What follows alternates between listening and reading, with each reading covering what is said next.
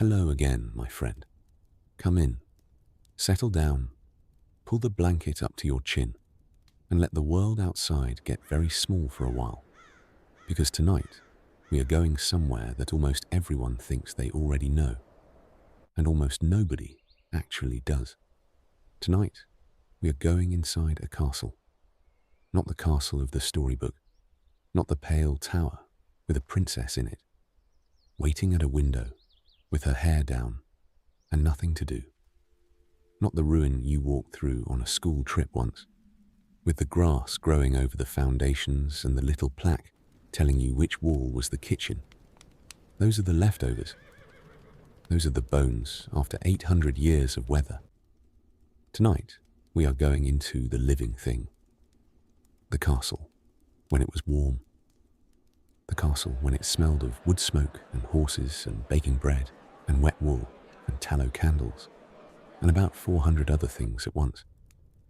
The castle when it was not a monument but a machine for holding land, for feeding 100 people every single day, for collecting rents and dispensing justice and storing grain and impressing neighbours, and, if it came to it, for keeping an army outside the walls until the army got bored and went home.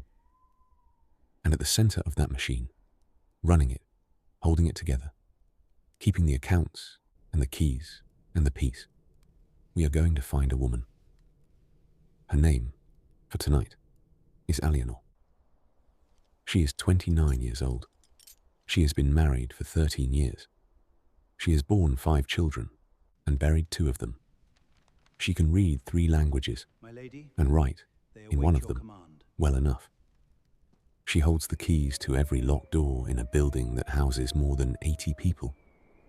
She has, in her husband's absence, sat in judgment over men accused of theft. She has negotiated with a bishop.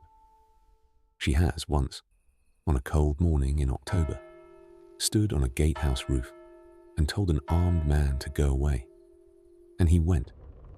And in the version of the Middle Ages that most of us carry around in our heads, she does not exist at all. So tonight, over the next couple of hours, we are going to follow her.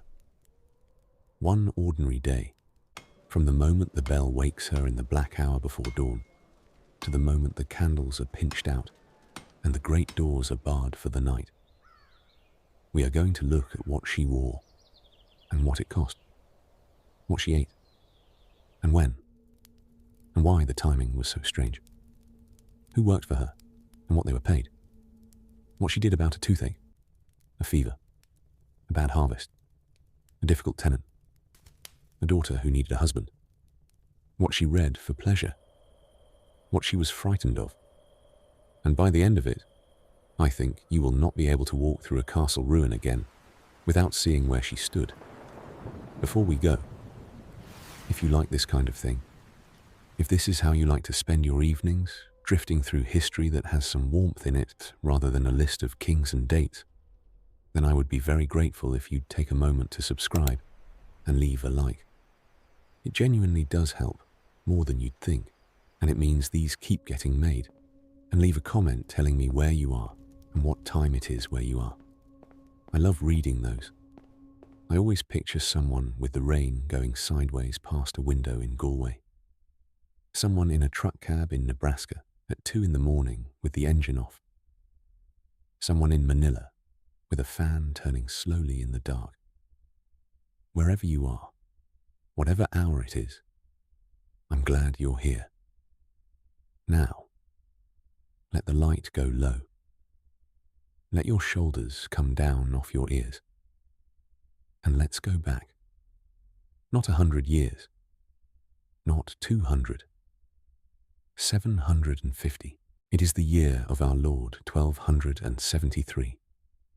The old king, Henry, the third of that name, died last November after a reign so long that most people alive cannot remember another. His son Edward is not yet home. He is somewhere on the road back from the Holy Land, taking his time about it. And the kingdom is being held for him by men in Westminster who write a great many letters. So England at this moment is in an odd, suspended condition. A country with a king who has never set foot in it as king. He will be crowned next summer. Nobody here knows that yet. The place is the Welsh Marches. That's the borderland, the long, bruised strip of country, where England stops being confidently England and starts negotiating with Wales, and where for 2 centuries the answer to almost every question has been, build another castle. Ours sits on a spur of rock above a river, about 4 miles from the nearest market town. It has been here, in one form or another, for 180 years. It started as a timber tower on a mound of piled earth, thrown up fast in the years after the conquest, by a Norman knight who had been given this land and told, essentially, hold it and we won't ask questions. That first castle burned. The second one, of stone this time, went up in the reign of the second Henry. The one standing tonight is the third version, a squat, thick-walled, deeply unromantic arrangement of towers and curtain wall and gatehouse, added to by 4 generations, each of whom thought the previous generation's work was old-fashioned and drafty. It is called Marnwald. And here is the first thing to understand before we go through the gate. A castle is not a fortress. Or rather, it is a fortress, but that is about 15% of what it is. And it is the 15% that films are obsessed with, and that mattered least on almost every day of its existence. A castle is primarily an administrative headquarters. It is a warehouse. It is a courthouse. It is a hotel. It is a farm office. It is the physical, visible, expensive statement of a family's right to be in charge of everything you can see from the top of the tower. Most castles, in most years, were never attacked. Not once. The vast majority of the days in the life of Marnwald Castle have involved no violence whatsoever, and a very great deal of counting. The counting is the part nobody tells you about, and the counting, as we are about to see, is very often a woman's job. Let us go up. The road climbs from the river through a gap in the trees, and you smell the castle before you see it properly. Wood smoke first, hanging low in the cold.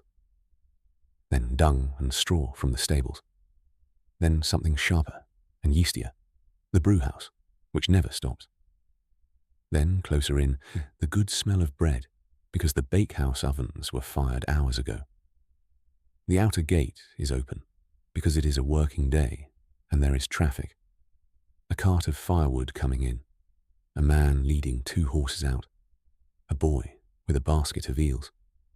The porter, whose name is Wilkin, and who has done this job for 11 years, knows every face, and stops the ones he doesn't. Through the gate passage, and notice how long it is, and how the ceiling above you has slots in it, and how there are 2 sets of doors, and how the whole thing turns a corner. None of that is decoration. That passage is designed to kill people. It just happens that on this Tuesday morning in 1273, it is mostly being used by a boy with eels. And then you are in the bailey, the courtyard. And it is not a courtyard in the sense of a clean flagged square with a fountain.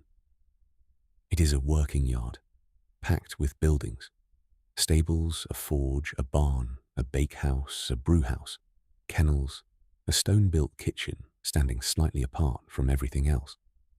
Because kitchens catch fire, storerooms, a chapel, and a well that goes down further than you want to think about.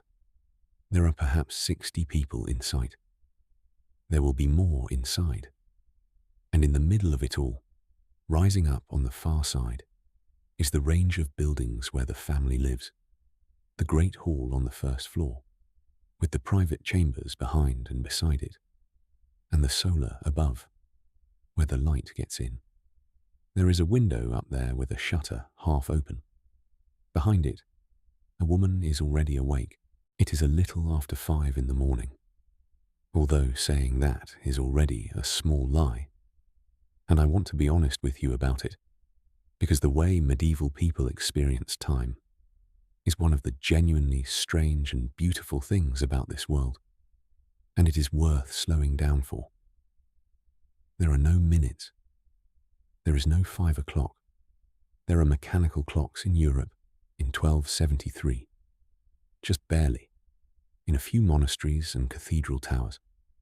Enormous iron things that are less clocks in our sense, and more automated bell ringers, and they are rare and unreliable, and nobody has one in a private house. Marnwald Castle does not have a clock. Alienor has never seen one. She has heard that they exist. What she has instead is the day divided into 8 by the church and marked by bells. Matins in the deep night, lauds at first light, prime at around 6 when the working day begins, terce at mid-morning, sext at noon, none in the middle of the afternoon. And that word, none, is where our word noon comes from, which is why noon migrated across the afternoon and landed on 12 o'clock. A piece of linguistic drift that took about 400 years and that nobody planned. Vespers in the evening. Compline last of all, the completing hour, the one that closes the day. These are not fixed lengths. This is the part that breaks modern brains. The daylight is divided into 12 hours, regardless of the season, which means a summer hour is long and generous, and a winter hour is short and mean, and an hour in June is nearly twice the length of an hour in December. Time itself stretches and shrinks with the year. Nobody finds this confusing. Nobody is trying to synchronize anything. If you agree to meet someone at terce, you mean mid-morning-ish. And if they turn up somewhat before or somewhat after, no one has done anything wrong.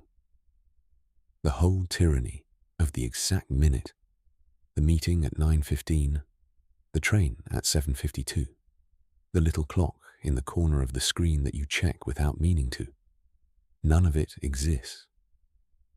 It has not been invented. It is not that they resisted it. It simply did not occur to anyone that time was something you would want to slice that finely. So, it is a little after 5. And what that actually means is that the chapel bell has rung for lauds. And Alienor is awake.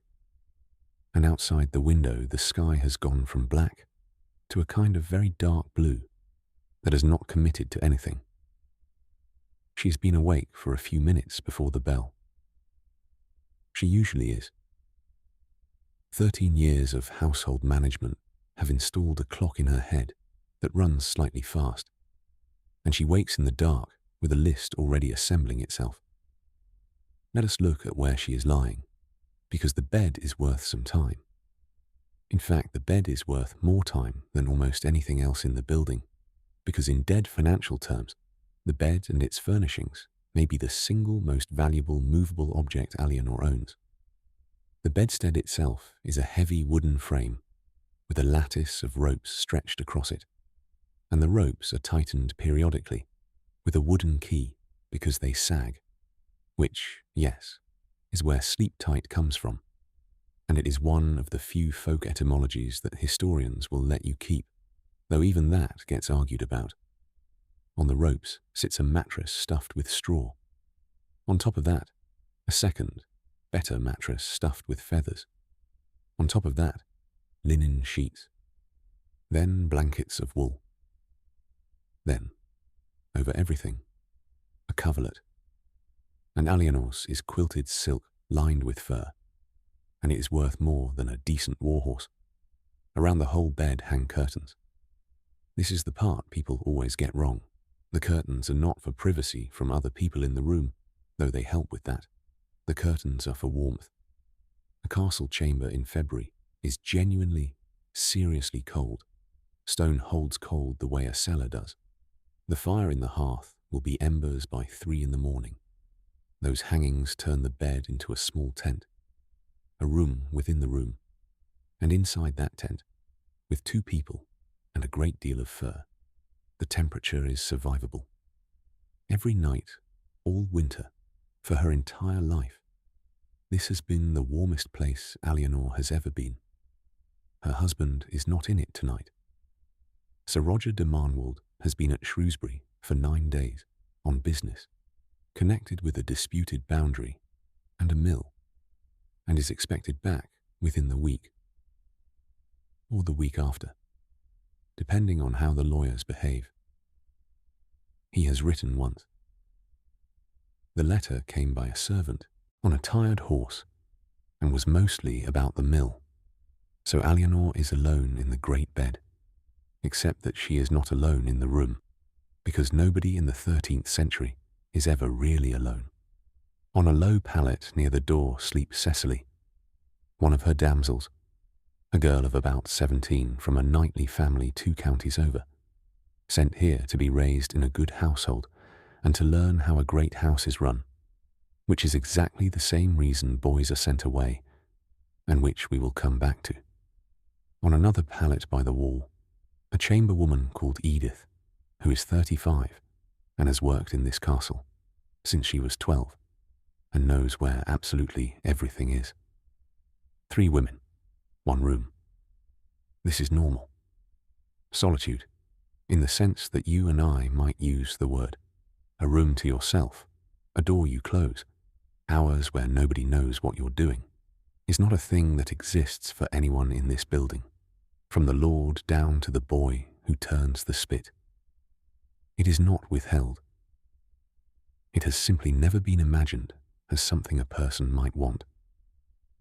Alienor lies still for a moment in the dark inside the bed curtains and does what she does every morning, which is run the day. Today is a Tuesday in late October. Today there is the household reckoning with the steward, which happens every day, but which today includes the Michaelmas figures from 2 of the outlying manors, and will therefore take longer and be worse. Today there is a decision needed about pigs. Today the chaplain wants to talk to her about something he has been circling for a week and has not yet said. Today a widow from the village is coming to ask for something, and Alienor already knows what, and already knows she will probably say yes, and is trying to work out how to say yes in a way that does not immediately produce 9 more widows. Today the salting must be checked. Today a letter must be got away south, and underneath all of that, running quietly the whole time, her husband is away, which means she is not the Lord's wife today. Today she is the Lord. She pushes the curtain aside, and the cold hits her face, and the day begins. Before we get her out of bed, let us stand in the middle of this chamber and just be here for a minute, because the sensory texture of a medieval interior is something that almost no film gets right, and getting it right is most of what makes the past feel real. The first thing is the dark. We have no idea about dark. Genuinely, no idea. Even in a modern power cut, there is light leaking in from somewhere. A street lamp, a neighbour's window, the strange orange glow that hangs over any town. Here there is nothing. When the shutters are closed and the fire is out, the darkness inside this room is total, and it has a physical quality, a thickness. People navigate it by memory and by touch and by counting steps. Alienor could cross this chamber blindfolded, and effectively does, most mornings. The second thing is the smoke. There is a fireplace in the wall, a proper one, with a flue running up through the thickness of the masonry and out. This is a relatively new luxury. A century earlier, the fire would have been in the middle of the floor, with a hole in the roof, and everybody in the room slowly kippering. The wall fireplace is a genuine technological improvement, and Alienor's grandmother-in-law considered it a shocking extravagance. But it does not draw cleanly. No fire in 1273 draws cleanly. There is always a faint haze at the ceiling. Everything in this room, the hangings, the clothes in the chest, the woman's hair, carries a low, permanent note of wood smoke that nobody notices because nobody has ever smelled anything else. Take a person from this room and put them in a modern house, and the first thing they would say is that it smells of nothing at all, and they would probably find that unsettling. The third thing is the light. Once it comes, there is glass in one window of this chamber. One. It is small, greenish, thick, set in lead, and it cost an amount of money that would have fed a peasant family for 2 years. The others have wooden shutters, and in the better ones, panels of oiled linen stretched on frames, which let through a soft milky glow and keep out most of the weather. When the shutters are open, the room is bright and freezing. When they are closed, it is dim and merely cold. That is the whole trade-off. All winter. Every winter. And everyone makes the same calculation about it a dozen times a day. At night, there are candles. 2 kinds. Tallow, which is rendered animal fat, cheap, smoky, and smells like exactly what it is, a burning sheep.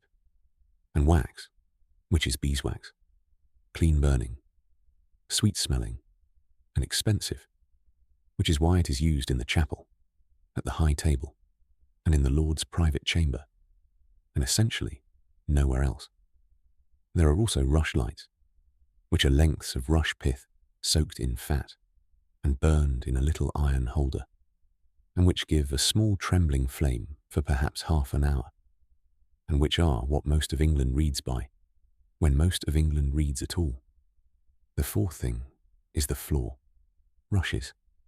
Fresh green rushes strewn over the floor, mixed in the better households with herbs, meadowsweet, lavender, tansy, rosemary, for the smell and for the fleas.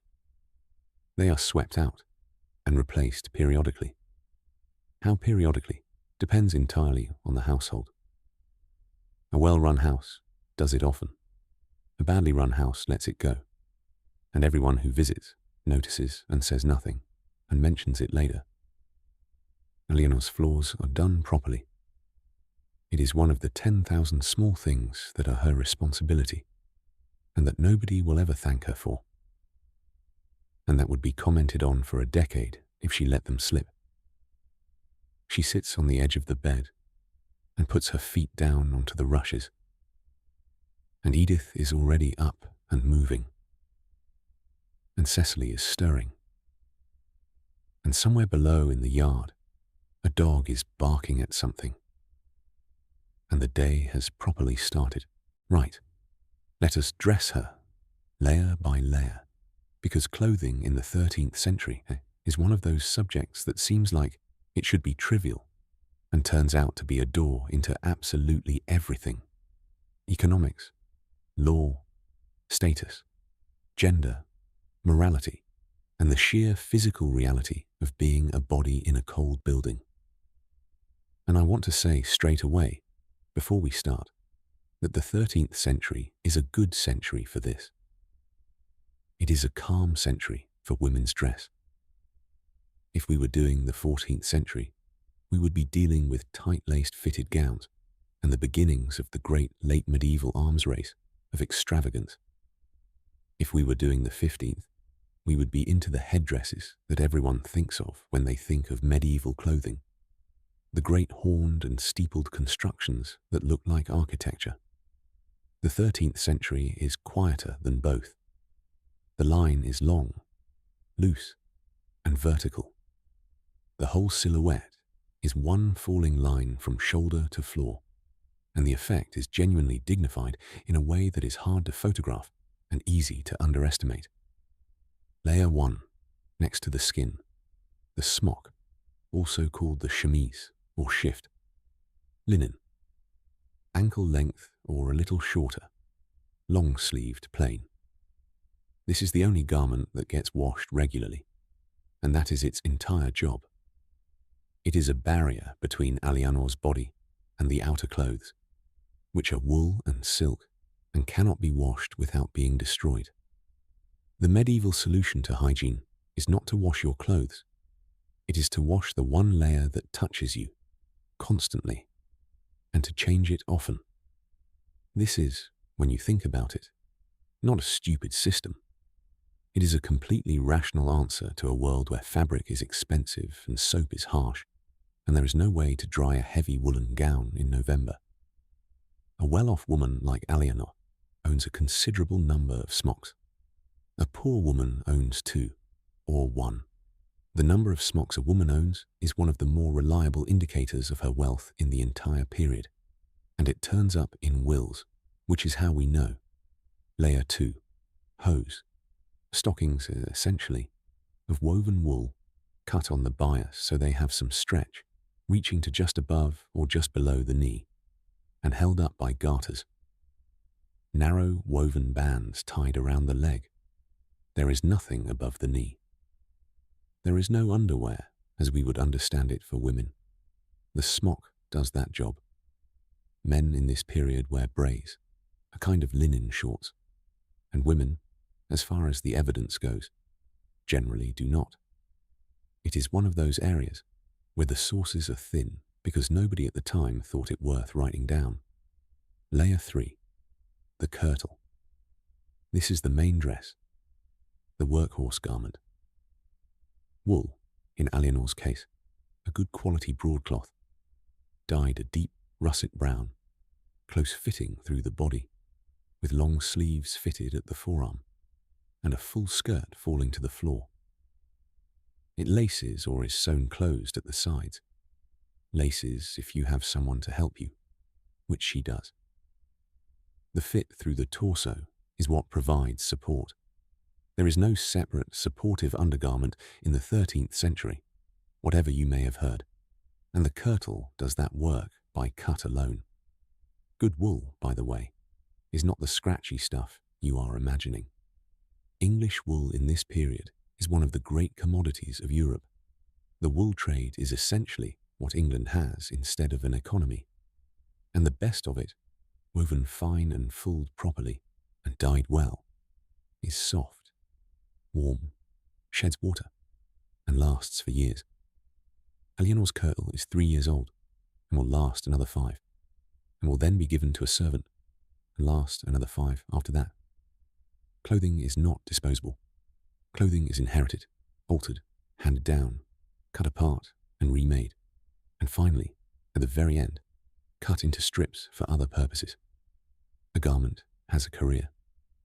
Layer 4. The surcoat or overgown. This goes over the kirtle. It is looser, sleeveless or with very wide sleeves, sometimes slit at the sides, often in a finer or more expensive fabric than the kirtle underneath, because it is the layer that shows. Alianor's is a deep blue-green wool, very fine, with a narrow band of silk braid at the neck. Blue in the 13th century is having a moment. It has been rising in prestige for 100 years, partly through association with the Virgin, and woad-based blues are becoming the fashionable colour of the Northern European aristocracy, displacing the reds that dominated earlier. This is a real, traceable shift in taste, and Alianor is on the right side of it, which she is aware of. Layer 5. Over the top on a cold day. A mantle. A cloak, semicircular, fastened at the front with a cord and a pair of decorative clasps. And, this is the important bit, lined with fur. Fur is not a luxury item in the way we think of it. Fur is insulation, and it is graded with an almost bureaucratic precision that maps directly onto the social hierarchy. At the top, ermine and sable, restricted by custom and later by actual law to royalty and the highest nobility.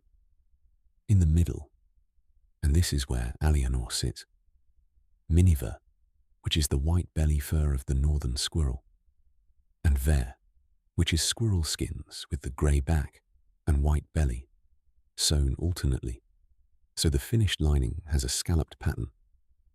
Further down, rabbit, lambskin, fox, cat. At the bottom, sheepskin with the wool still on, which is what the shepherd is wearing, and which is warmer than any of it, and carries no prestige whatsoever. The quantities are staggering. A single fur-lined garment for a person of Alianor's rank might consume several hundred squirrel skins. A royal wardrobe account for a great feast can run into the tens of thousands. The northern fur trade, Russia, Scandinavia, the Baltic, is one of the great long-distance commercial arteries of medieval Europe. And it exists in very large part because it is cold in castles. And now, the head. This is where it gets interesting, and where it gets emotional, and where we have to talk about what it actually meant to be a married woman in this world. Alianor's hair is long. It has not been cut since she was a girl, beyond trimming the ends. It reaches to below her waist. Edith brushes it out, and then braids it into 2 long plaits, and coils the plaits at the sides or back of the head, and pins them. And from this moment, until she gets back into bed tonight, not one strand of it will be visible to another human being. A married woman covers her hair, always, in public, without exception. This is not a rule that anyone imposed by statute. It is deeper than law. It is simply what respectability is. Unmarried girls may go bareheaded, or wear their hair loose with a simple band. A bride wears her hair loose at her wedding, one last time in public, and it is one of the genuinely moving details of the period. And then it goes under cloth and stays there. The covering, in 1273, has several parts. A fillet, which is a stiffened band of linen, worn like a low crown around the head. A barbette, a band of linen that goes under the chin and up the sides of the face, and pins at the top, framing the face in a hard oval. Over these, a veil of fine linen, sometimes so fine it is nearly transparent, sometimes several layers, and in some styles, the whole thing is combined into a wimple, which covers the throat and neck as well, and leaves only the face itself exposed. The look that has survived into the modern world only in the habits of certain orders of nuns, which is why it now reads to us as religious, when in fact it was simply what your grandmother wore. Alianor puts on the fillet and barbette and veil, and Edith pins it, and it takes some minutes, and it must be done properly, because a badly pinned veil that slips is a small public humiliation. Here is the thing I want you to sit with.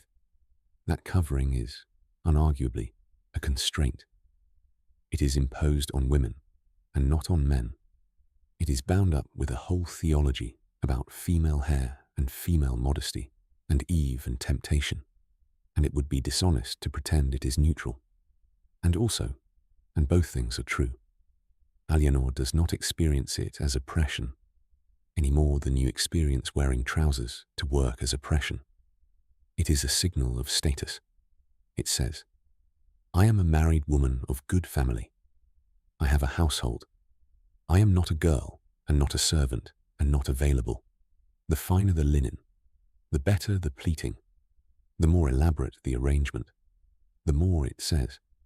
How women competed in this. There are churchmen writing furious sermons in exactly this period about women whose head coverings have become far too elaborate and expensive, and are, the preachers say with some justice, doing the precise opposite of what modesty is supposed to do. Constraint and self-expression, occupying the same square foot of linen. The Middle Ages are full of that. Last and most important of all, the girdle, a long woven or leather belt worn around the waist, sometimes wrapped twice, with a decorated buckle and a long hanging end. And from the girdle hang the things a woman needs, because there are no pockets. From Alianor's girdle hangs a small purse or pouch, a tiny sheathed knife for eating because you bring your own, a set of ivory writing tablets, small hinged leaves filled with wax that you scratch notes into with a stylus and smooth flat again to reuse, the medieval notepad, and genuinely one of the loveliest objects of the period. And the keys. We are going to talk about the keys properly in a few minutes, because the keys are the whole argument of tonight's story, and they deserve their own chapter. Alianor stands. Edith settles the folds of the surcoat. Cecily hands her the mantle. The whole assembly weighs perhaps 10 or 12 pounds in winter, less in summer, and she will wear it for about 17 hours. She has been awake for perhaps half an hour. The sky through the shutter is grey now, rather than blue. Somewhere below, the chapel bell begins to ring for prime. She goes down to Mass.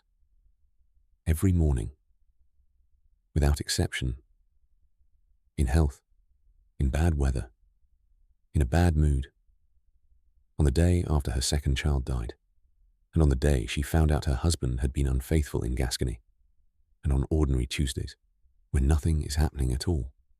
I want to handle this part carefully, because religion in the Middle Ages is the single hardest thing for a modern audience to feel accurately, and both of the easy ways of getting it wrong are very easy.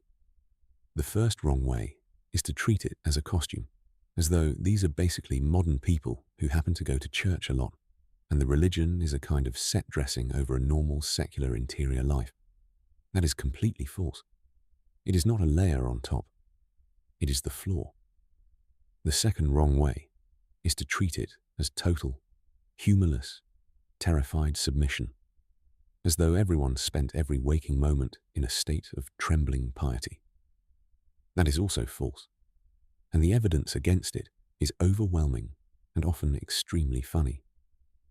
There are endless complaints from clergy about people talking during Mass, arriving late, leaving early, gossiping, flirting, doing business deals at the back, bringing their dogs, and falling asleep. There are church wardens' records about parishioners refusing to pay for repairs. There is a whole genre of medieval joke about lecherous priests. People were people. What is true is something in between, and it is this. The religious structure was the shape of time itself. The hours of the day were named for prayers. The days of the week and the days of the year were named for saints. You did not say, the 14th of September. You said, Holy Cross Day. You did not say, I'll pay you in 6 weeks. You said, at Martinmas. Rent was due at Michaelmas and Lady Day. The farming year, the legal year, the fiscal year, the eating year. All of it hung on a Christian frame. There was no alternative frame. There was nothing to compare it to. So when Alianor goes down to the chapel at prime, she is not performing an act of exceptional devotion. She is doing something closer to what checking the date does for us. It is the mechanism by which the day is confirmed to be happening. The chapel at Marnwald is small, perhaps 30 feet by 15, with a stone altar, a painted wooden crucifix, and on the east wall, a wall painting of the Last Judgment that was done about 40 years ago by a travelling painter and is beginning to flake. It is brightly coloured. All of it is brightly coloured. This is the thing that nobody expects, having only ever seen medieval churches after 500 years of whitewash and weather. The medieval world was painted. Walls were red and blue and ochre and green. Statues had painted faces and gilded hair. Tombs were coloured. The bare, honest grey stone that we find so austere and beautiful was to them an unfinished surface. The household chaplain is a man called Sir Hugh, Sir being a courtesy title, for a priest here, not a knighthood, who is about 45, competent, slightly lazy, and the second most literate person in the castle, after Alianor herself. He says the Mass in Latin. Almost nobody in the room understands more than fragments of it, and that is not considered a problem, because the Mass is not primarily a communication of information. It is an action. Something is happening at the altar, and you are present at it, and your presence is the point. Alienor understands rather more of the Latin than most, and follows in her own book. Which brings us to the book, and this is worth stopping on. She owns a psalter, a book of the Psalms, plus a calendar of saints' days, plus various prayers. It is written by hand on vellum, which is prepared calfskin. It has illuminated initials in blue and gold at the start of each psalm, and at the front, 8 full-page paintings of scenes from the life of Christ. It was made in a workshop in Oxford, probably, and it took a scribe and an illuminator the better part of a year between them. And it was a wedding gift from her mother. It is worth roughly as much as a small farm. That is not a figure of speech. Books in 1273 are among the most valuable portable objects in existence, and a good illuminated psalter could be valued at £10 or more at a time when a skilled carpenter earned about 3p a day. Books are listed individually in wills. They are given as diplomatic gifts. They are pledged as security for loans. When Alianor's psalter is not in her hands, it is locked in a chest, and she has the key. And here is a detail I love. The great majority of surviving personal devotional books from the Middle Ages, psalters, and later the books of hours that replaced them, were owned by women. Women were the primary market. Women commissioned them, were painted into them as donors kneeling in the margins, wrote their names in them, recorded their children's births in the blank pages at the front, and left them to their daughters. If you want to hold one physical object that represents the interior life of a medieval noblewoman, it is this. Mass lasts perhaps half an hour. Alienor kneels on a cushion, a small mercy on a stone floor in October. Behind her, filling the little space and spilling out the door, are as many of the household as can be spared, which is most of them, because attendance is expected and noticed. When it ends, she stays for a few minutes. This is genuinely private time, or as close to private as she gets. The one part of the day when being still and silent and unavailable is not only permitted, but actively approved of. Nobody will interrupt a lady at her prayers. Every woman in this building knows that, and so does every woman in every building like it across Europe. And I suspect a certain amount of praying across the 13th century was also a certain amount of sitting quietly with one's own thoughts for the only 10 minutes available. She prays for her husband on the road, for her son, who is not here, for her 2 dead children, by name. She says both names every morning, and has done for years, for the soul of her father, for the harvest, which was middling, and for the widow, who is coming this morning, which is a slightly complicated prayer, because she is praying for guidance about a decision she has essentially already made.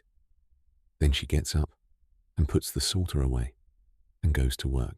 Now, the keys. If you take one single image away from tonight, let it be this one, because it is the true emblem of the medieval noblewoman, and it has been almost entirely lost in favor of the woman at the window with her hair down. At Alianor's waist, hanging from the girdle, is a ring of iron keys. There are, on this particular morning, 14 of them. They are heavy. They clink when she walks, and everyone in the castle can hear her coming. And that is not an accident. That sound is a kind of announcement, and it is the sound of authority moving through a building. What do they open? The great chest in the wardrobe where the plate is kept, the silver cups and dishes, brought out for guests, which represent a substantial portion of the family's liquid wealth. Because in a world with an unreliable coinage, silver plate is savings you can also eat off. The spice cupboard. We will come to spices and how much they cost, and it will surprise you. The wine cellar, or rather the door to the undercroft where the wine is. The butler has day-to-day charge of it, but the lock is hers. The chests where the household's linen is stored. Sheets, tablecloths, napkins, towels. An enormous investment, laboriously produced, jealously guarded. The muniment chest, where the documents live. Charters, deeds, grants, confirmations. The physical parchment proof that this family owns what it says it owns. In a legal system moving rapidly toward written record, these are the family's existence in material form, and losing them is a catastrophe from which recovery takes decades. The strong box with the coin in it, the store of medicines and the still room cupboard, the door to the room where the wax candles are kept, which is locked because wax candles are worth stealing, and so on. 14 keys. 14 categories of thing that this household cannot afford to have walk out of the door, and one person who decides who gets access to them and when. Here is what that means in practice. The lady of a castle is the chief financial and logistical officer of a small institution. Not metaphorically. Actually, the medieval legal position of women was, to be clear, bad, and I am not going to soften it. Under English common law, a married woman was femme covert, covered, subsumed, her legal identity folded into her husband's. She could not, in general, sue, or be sued in her own name. She could not make a will without his consent. Property she brought to the marriage came under his control. If he beat her within what a court would consider moderation, that was legal. These are not small things, and I do not want to skate past them.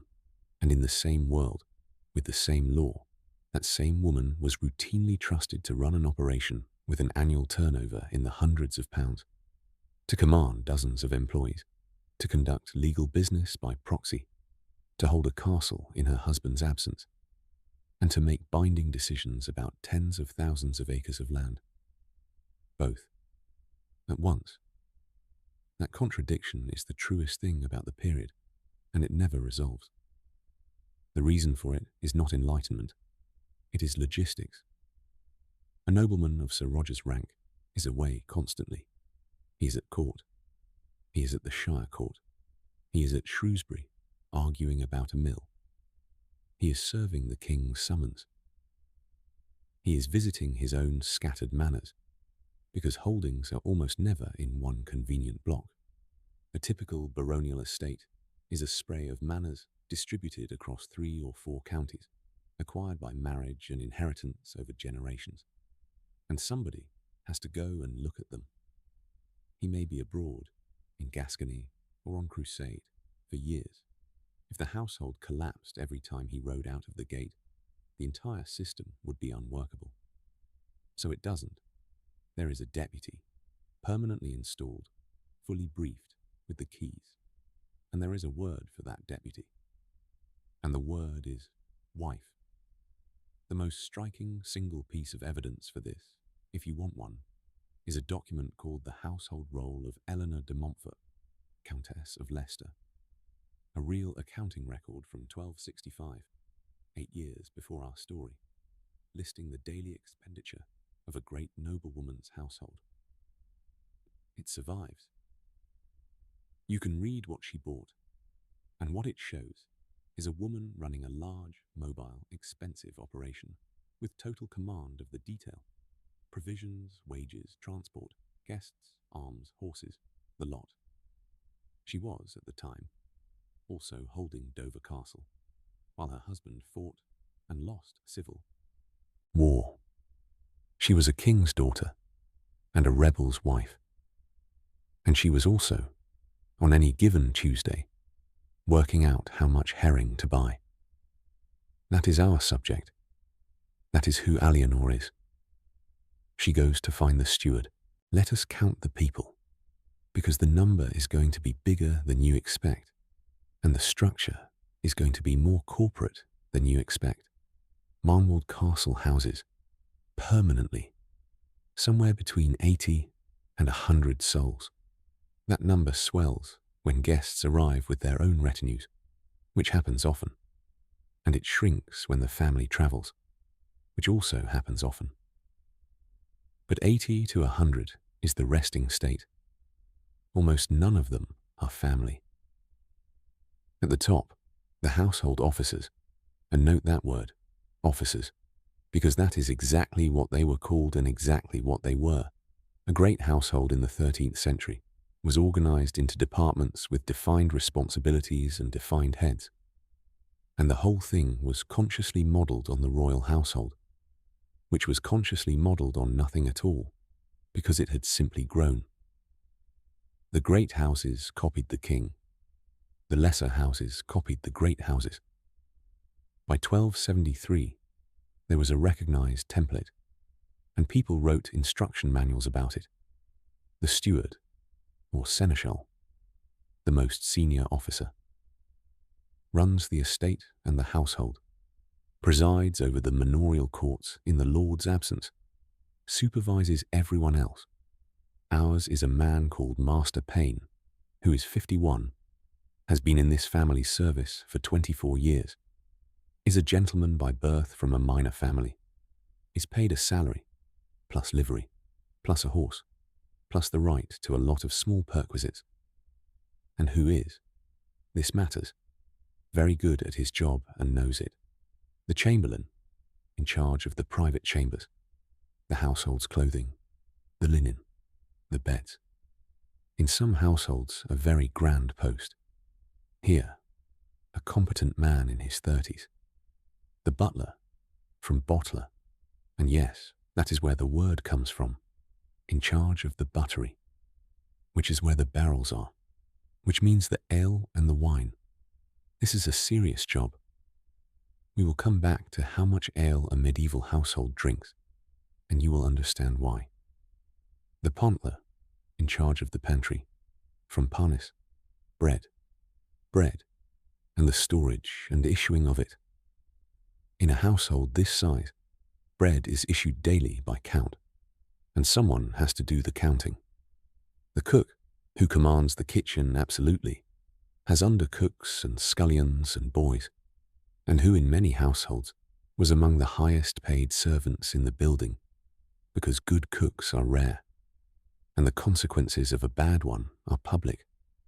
The marshal, in charge of the stables and by extension, of everything to do with horses, transport, and often the discipline of the lower servants and the seating in the hall.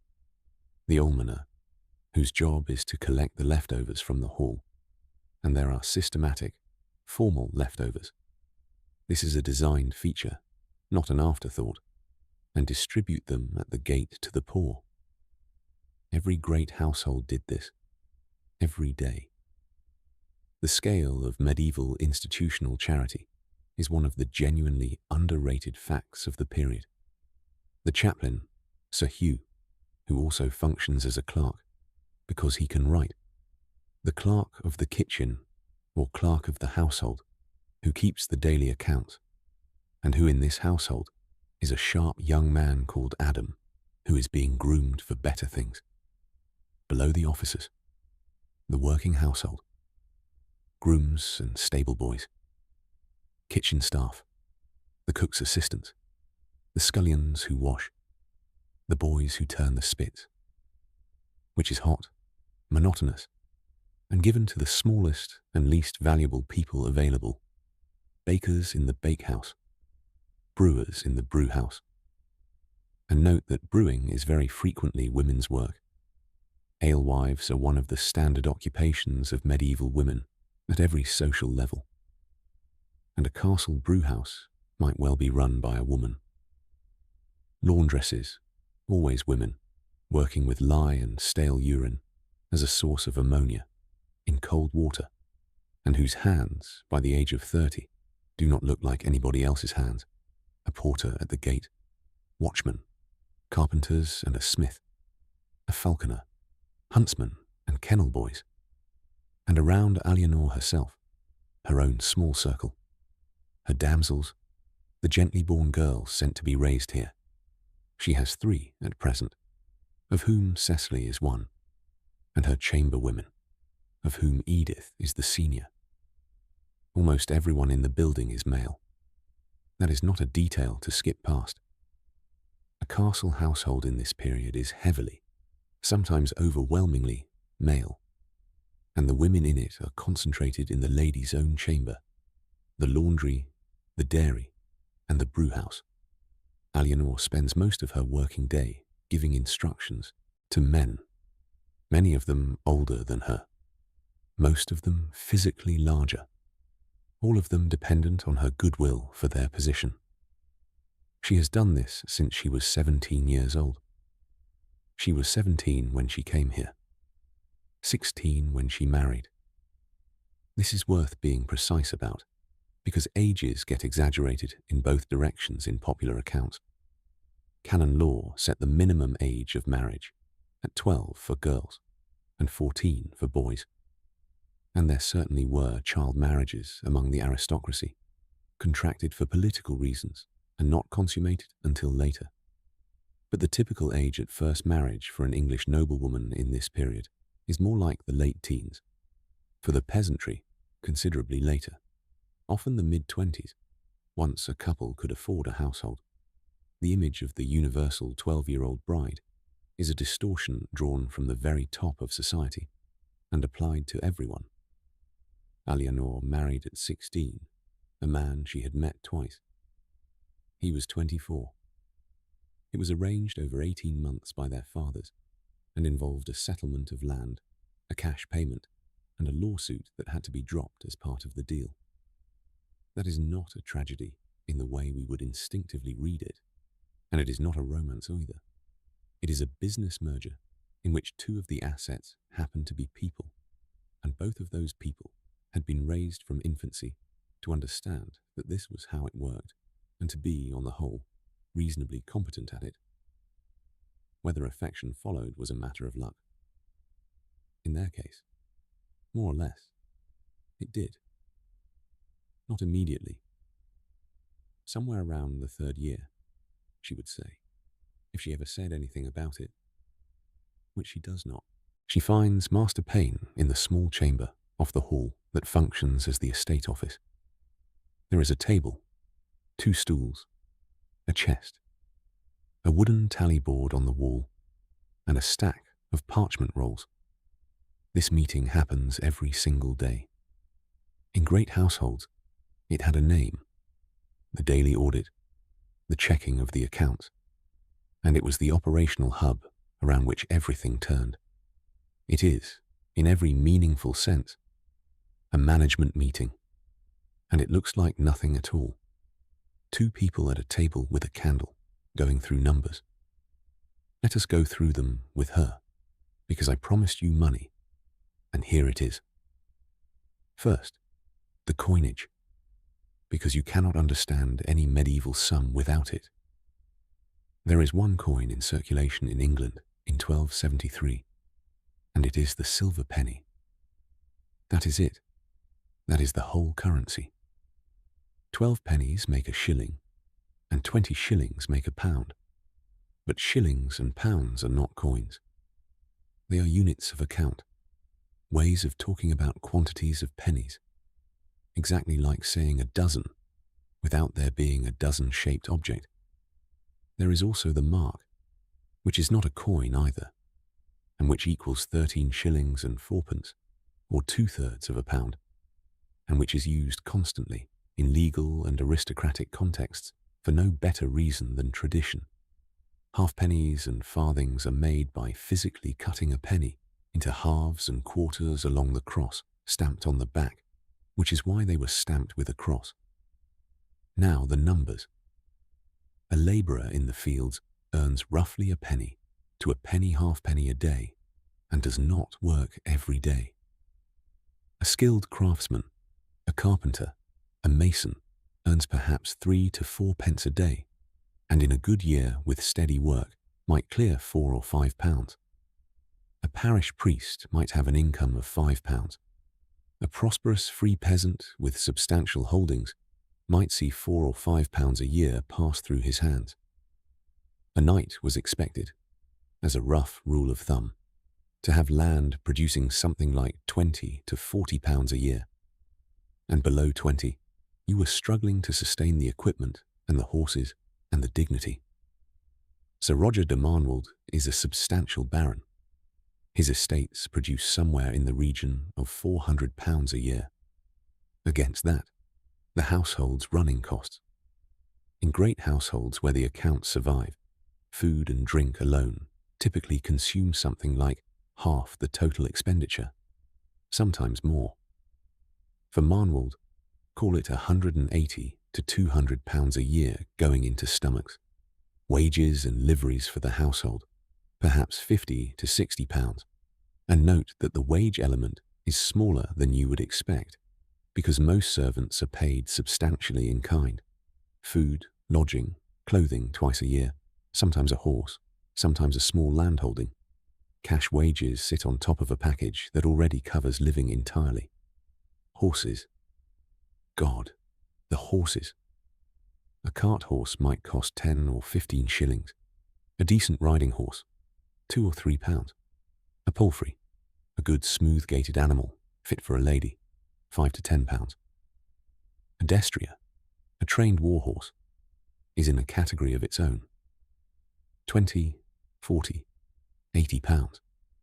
And there are records of individual war horses valued at more than 100. A single horse costing more than a knight's entire annual income. And they eat, constantly, and they get sick, and they die. Building and repair. Our castles are always being repaired. Always. Roofs, guttering, pointing, the drawbridge mechanism, the well, the kitchen chimney. £15 or £20 in an ordinary year. Vastly more if anything ambitious is attempted. Cloth for liveries. Twice a year the household is dressed, and dressed in the Lord's colours, and that is a serious outlay of good wool that has to be bought, often at one of the great fairs. Alms. Charitable giving is not optional and is not private. It is expected, itemised and public. Legal costs, which for a family with land are effectively permanent. Somebody is always suing somebody about a boundary, a mill, an advowson, a wardship. And the residue, feudal dues owed upward, gifts, the enormous unpredictable costs of hospitality, when someone important arrives with 40 people and expects to be housed and fed for 3 days. Master Payne goes through the last day's expenditure, item by item. This much bread issued, this much ale drawn, this many eggs, fish bought at the Monday market, 2 horses shod, a sum paid to a carter, a payment to the man mending the roof of the barn at the home farm.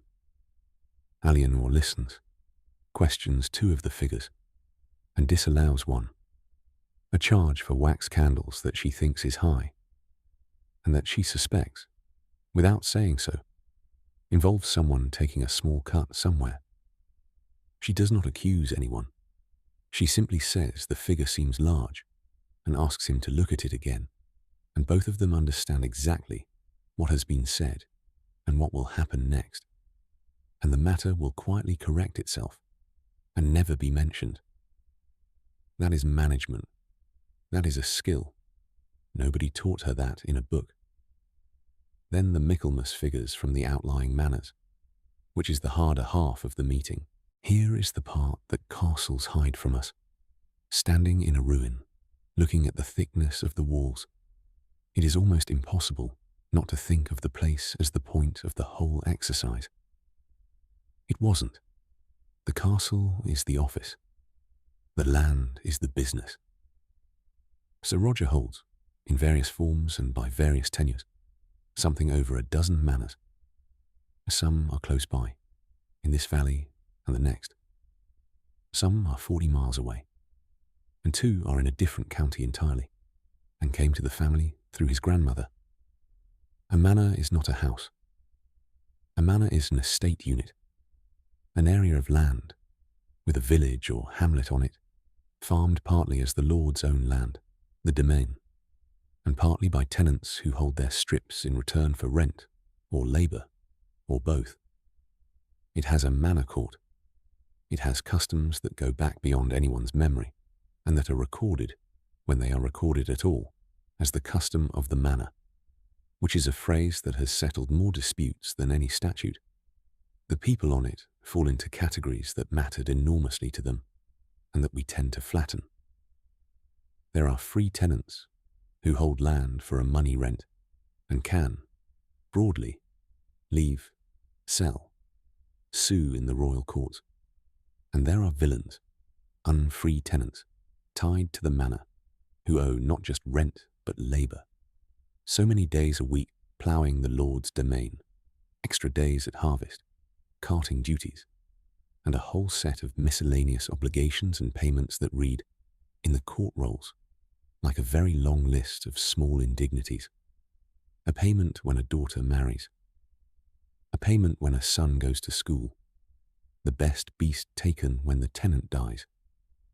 The obligation to grind your corn at the Lord's mill and pay for the privilege, which was one of the most bitterly resented impositions of the entire manorial system, and produced a genuinely startling amount of litigation and hand-mill smuggling. I want to be honest about this, and not let the candlelight soften it. The comfort of the room Aliénor is standing in is produced by a system of legally enforced compulsory labour. She knows this. She does not think it is wrong, because nobody in her world thinks it is wrong. The hierarchy is understood as the given order of creation, with everyone in their place, and everyone owing duties upward and downward. She would be genuinely bewildered by the suggestion that it might be otherwise, and that bewilderment does not make the system less real for the man ploughing her domain in November. Both things. Always both things. What arrives at the castle, then, is not primarily money. It is stuff. Grain from the domain and from rents paid in kind. Livestock. Poultry. Enormous quantities of poultry, because hens are a standard rent payment and a standard customary due. And a great household receives chickens more or less constantly, eggs by the hundred, wool from the flocks, which will be sold, and the wool money is real money. Timber, firewood, fish from the ponds, which are managed, stocked, and drained on a rotation. Doves from the dovecote, which is the lord's monopoly and which the tenants hate, because the doves eat the tenants' grain, and the tenants may not touch the doves. Rabbits from the warren likewise. Honey from the hives, which is the only sweetener anyone has, apart from imported sugar, which costs a fortune. And the accounts of all of this come in at Michaelmas, the 29th of September, the feast of St. Michael, the great hinge of the agricultural and financial year, when the harvest is in and the reckoning is made. The bailiffs and reeves of each manor render account. A reeve is fascinating, actually. He is a villain himself, elected or appointed from among the villagers to run the manor's farming on the lord's behalf, which puts him permanently in the position of enforcing on his own neighbours, a system he is also subject to. It is one of the most quietly awful jobs in medieval England, and there is evidence of men paying fines to get out of it. 2 of the manors have come in short this year. Aliénor and Master Payne go through the reasons. One is straightforward and believable, a wet August, grain that did not dry properly, some spoilage. The other is not straightforward, and both of them know it, and the conversation about it goes on for a while, and ends with Aliénor saying that, when Sir Roger returns, someone should ride over and look at it, which is a sentence with a great deal packed into it. Then there is the question of the pigs. I am going to give you the pigs in full, because it is exactly the sort of decision that filled a medieval noblewoman's morning, and exactly the sort of thing that never makes it into a film. It is late October. This is pannage season, the weeks when pigs are driven into the woods to feed on fallen acorns and beech mast, fattening themselves for free on the forest floor. It is also, immediately after, the season of the great slaughter, when the animals that cannot be kept through the winter are killed and salted down. Martinmas, the 11th of November, is the traditional date, and in much of medieval Europe the smell of November is the smell of blood and salt and smoke. The question is, how many pigs to kill and how many to keep? Kill too many, and you have spent breeding stock you will want in the spring, and you will have salt meat rotting in the barrel because you overcommitted the salt. Kill too few, and you are feeding animals through the winter on fodder you may not have enough of, and if the winter is hard, you will lose them anyway, and have wasted the feed. The mast crop this year was good. The hay crop was middling. The oats were poor. Eleanor makes the call. She keeps rather more than Master Payne suggested, on the grounds that the mast was good, and the pigs have come out of the woods heavier than usual, and will hold their condition. She is, as it happens, right, and nobody will remember in the spring that it was her decision. This is what running an estate is.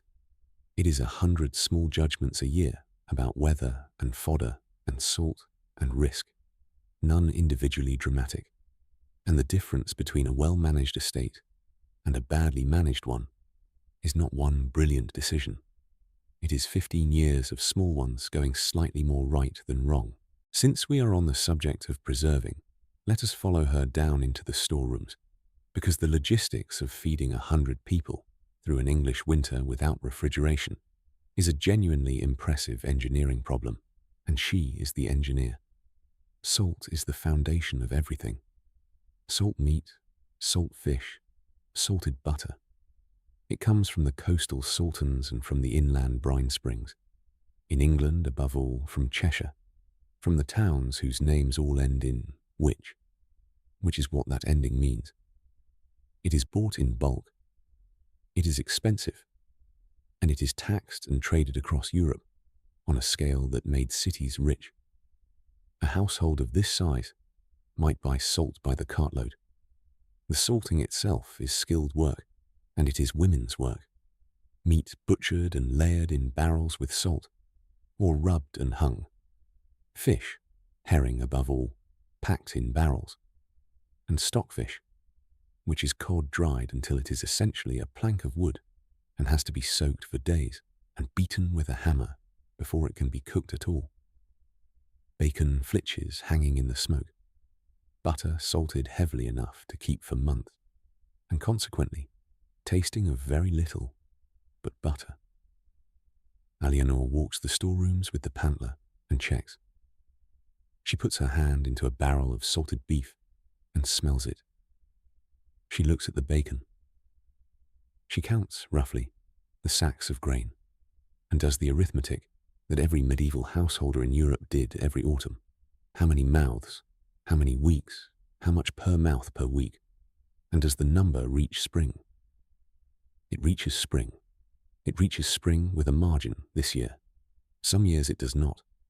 And then the margin is made up by buying at the market at whatever price a bad year has produced. And a bad year in the countryside means a very bad price in the market, which is precisely how medieval famines worked. Not as an absence of food, but as an absence of food you could afford. Then the spice cupboard, which she unlocks herself, and which is the single most valuable cubic foot in the castle. Pepper, grains of paradise, cinnamon, ginger, cloves, nutmeg, mace, galingale, cubebs, saffron. Almonds by the pound, because almond milk is the great workhorse of medieval cooking, used constantly and especially on fast days when dairy is forbidden. Rice, imported, treated as a spice rather than a staple.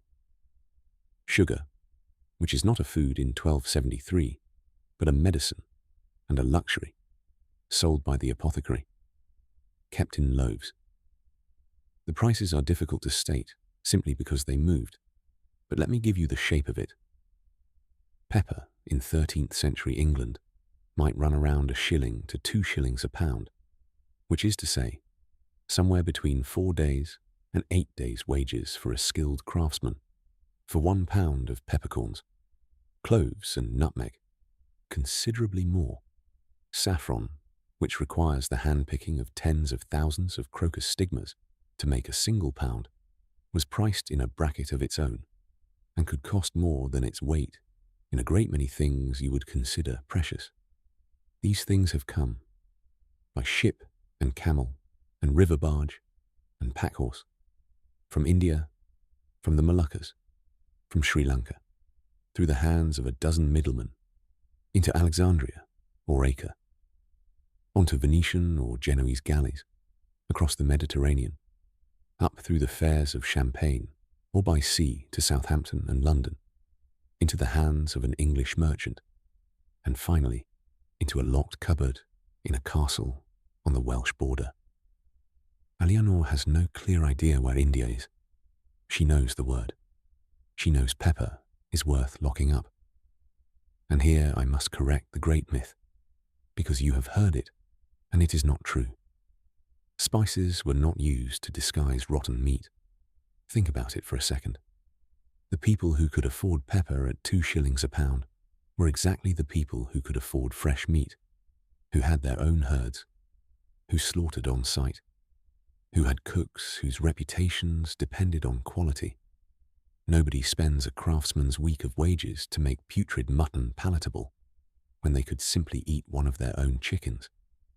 Spices were used because they were delicious, because they were fashionable, because medical theory held that they warmed and balanced the body's humours, and above all, because they were expensive, and putting them on the table said something the host wanted said.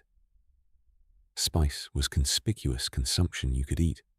She takes out what the cook needs for today, weighs it herself, notes it on the wax tablets at her belt, and locks the cupboard again. It is, now, perhaps, 2 hours after sunrise. The widow arrives mid-morning and is kept waiting a short time, which is not rudeness. It is protocol, and she would think it strange if it were otherwise. Her name is Alice. Her husband held half a vergate of land, a vergate being roughly 30 acres, give or take, depending on which county you are in and who is measuring, because medieval land measurement is a wonderful chaos of local custom. He died in September. He was not old. Something went wrong in his chest over 3 weeks, and then he was dead. And nobody knows what it was, and nobody ever will. The problem is this. By the custom of the manor, a widow may hold her husband's land, often for life, or sometimes only, while she remains unmarried, and the local variations are endless. But there is a payment due on the transfer, an entry fine, and there is the heriot, the best beast taken by the lord on a tenant's death. Alice's best beast is an ox. She has 2. Losing one of them means she cannot plough. Not cannot plough well, cannot plough. Oxen work in pairs, and she has neither the money to replace it, nor a neighbour with a spare. So she has come to ask. Now, watch what happens here, because this is a small scene, and it contains the entire moral architecture of the manorial system. Alianor has the right to the ox. Unambiguously, the custom is clear, and the steward has already told her so. If she takes it, no one can say she has done wrong, and the manor court would uphold her without a moment's hesitation. She does not take it. She takes a sheep instead, and remits the entry fine to a smaller sum payable at Easter, and tells Alice to get the land ploughed. Why? Not, or not only, out of kindness, though there is some of that. Alianor is not a cruel woman, and she remembers Alice's husband, and once gave her a length of cloth when a baby was born, but mostly because of arithmetic. An ox taken today is worth perhaps 12 shillings. A tenant holding 30 acres, ploughing them, and rendering rent and labour for the next 20 years is worth a great deal more than 12 shillings. A holding that falls vacant because the widow cannot work, it has to be re-tenanted, and re-tenanting is slow and uncertain. And in the meantime, the land goes back to weeds and produces nothing at all. And beyond even that, mercy, publicly given, is a form of currency. It will be talked about in the village by tonight. It buys goodwill, which buys compliance, which is worth more than any single ox to a family that needs several hundred people to keep paying rent and doing labour service without anyone having to be forced.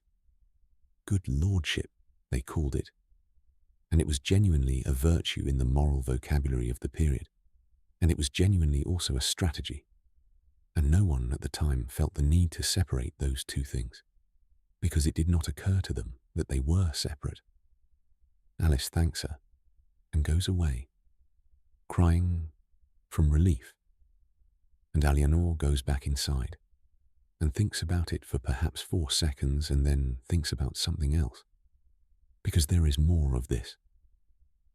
In the Lord's absence, there is always more of this.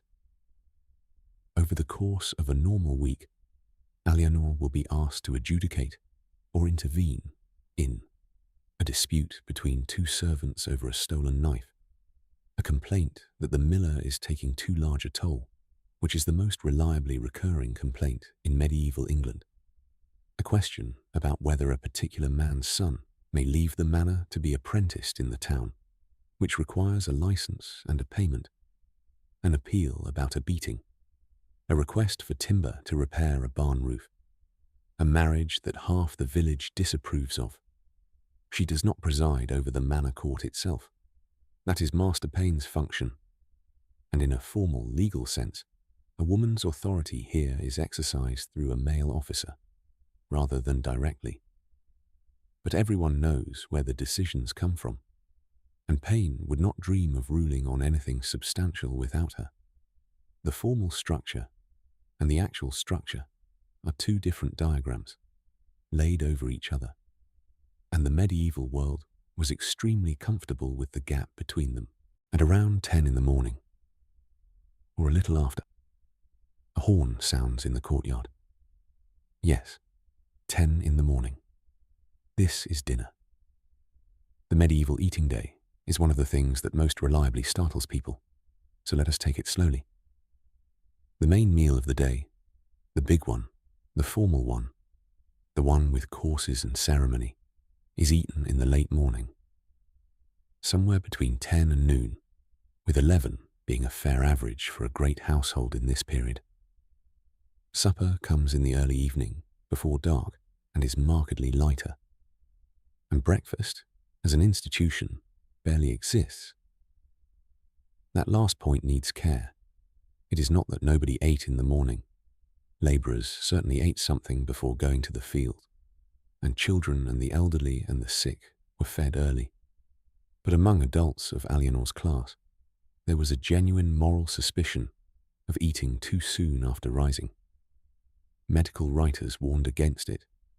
Moralists sniffed at it. It was associated with gluttony and with weakness. The respectable pattern was to hear Mass first, do several hours of work, and then eat. Alianor has had nothing this morning but a cup of small ale, and, if we are honest, a piece of bread she took absent-mindedly in the pantry, and would deny if asked. Small ale, incidentally, is worth explaining.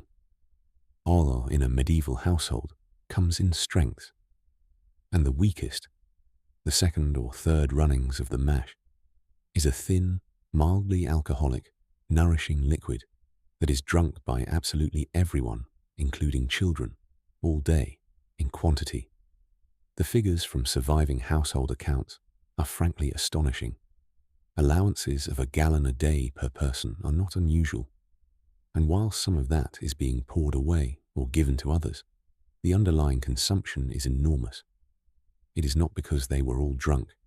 It is because it was calories, it was safe, and water from a well or a river near a settlement was often not.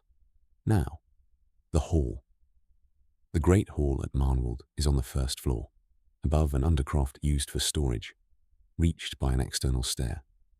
It is about 60 feet long and 30 wide, with a high, open timber roof. Whitewashed walls painted with a pattern of red lines imitating masonry, which is a very common medieval decorative trick and looks better than it sounds. And hangings of dyed wool on the wall behind the high table. Windows down one side, glazed in the upper light, shuttered below. A fireplace in the side wall. At the far end, on a raised platform, the dais, sits the high table. It runs crosswise. It is the only table in the room that is a permanent piece of furniture. Everything else is boards laid on trestles, which is why you set the table, and when the meal is over, why the whole apparatus is dismantled and stacked against the wall. The room is a dining room for 2 hours a day, and something else for the rest. Down the length of the hall, at right angles to the high table, the trestle tables for everybody else. And here is the seating, which is the entire social order made visible in wood and cloth. Alienor sits at the centre of the high table, in the great chair, because her husband is away. When he is present, she sits at his right, on the dais with her, her damsels, Sir Hugh the chaplain, Master Payne, any guest of standing. Today there is one, a merchant from Shrewsbury, with letters, who is placed with real precision, high enough to honour him, not so high as to suggest he is gentry. Below the dais, at the top of the long tables, the senior household officers, then the lesser officers, then the ordinary servants, then, at the very bottom, near the door, where the draught comes in, the boys and the least of everyone. Between the high table and the rest, on the dais table, stands the salt, a large, often elaborate, ceremonial salt cellar. And that is where the expression comes from. To sit above the salt is to sit on the Lord's side of it. Below the salt is everybody else. The phrase outlived the object by 600 years. The ceremony of a formal medieval dinner is elaborate, and it is elaborate on purpose. And I want to walk you through it because it is genuinely beautiful, and almost nobody stages it correctly. First, the tables are laid. Cloths, good linen, and the quality of a household's table linen was noticed and remembered. On the cloths, at each place, a trencher, which is a thick slice of coarse day-old bread used as a plate, a spoon, and whatever knife the diner has brought with them, hanging at their own belt, because cutlery is personal property. There are no forks. Forks exist in the Middle East and in Byzantium, and a few Italians have them, and everyone else finds the idea faintly ridiculous. You eat with a knife, a spoon, and the first 3 fingers of your right hand, never the whole hand, never the left. And the courtesy books are extremely firm about this. Then the washing. Before the meal, servants bring basins, ewers of scented water, and towels, and everyone washes their hands. This is not a token gesture. When you are about to eat with your fingers from shared dishes, hand washing is the entire hygiene system, and medieval table manners are, in fact, obsessively concerned with cleanliness. The courtesy books that survive, and there are many, written to teach boys how to behave in a great household, are a wonderful genre. Do not wipe your fingers on the tablecloth. Do not put your elbows on the table. Do not blow on your soup. Do not pick your teeth with your knife. Do not scratch yourself at table or search yourself for fleas.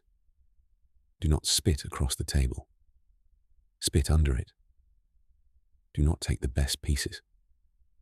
Do not put a bone back on the shared dish once you have gnawed it. Do not talk with your mouth full. Read that list again and notice something.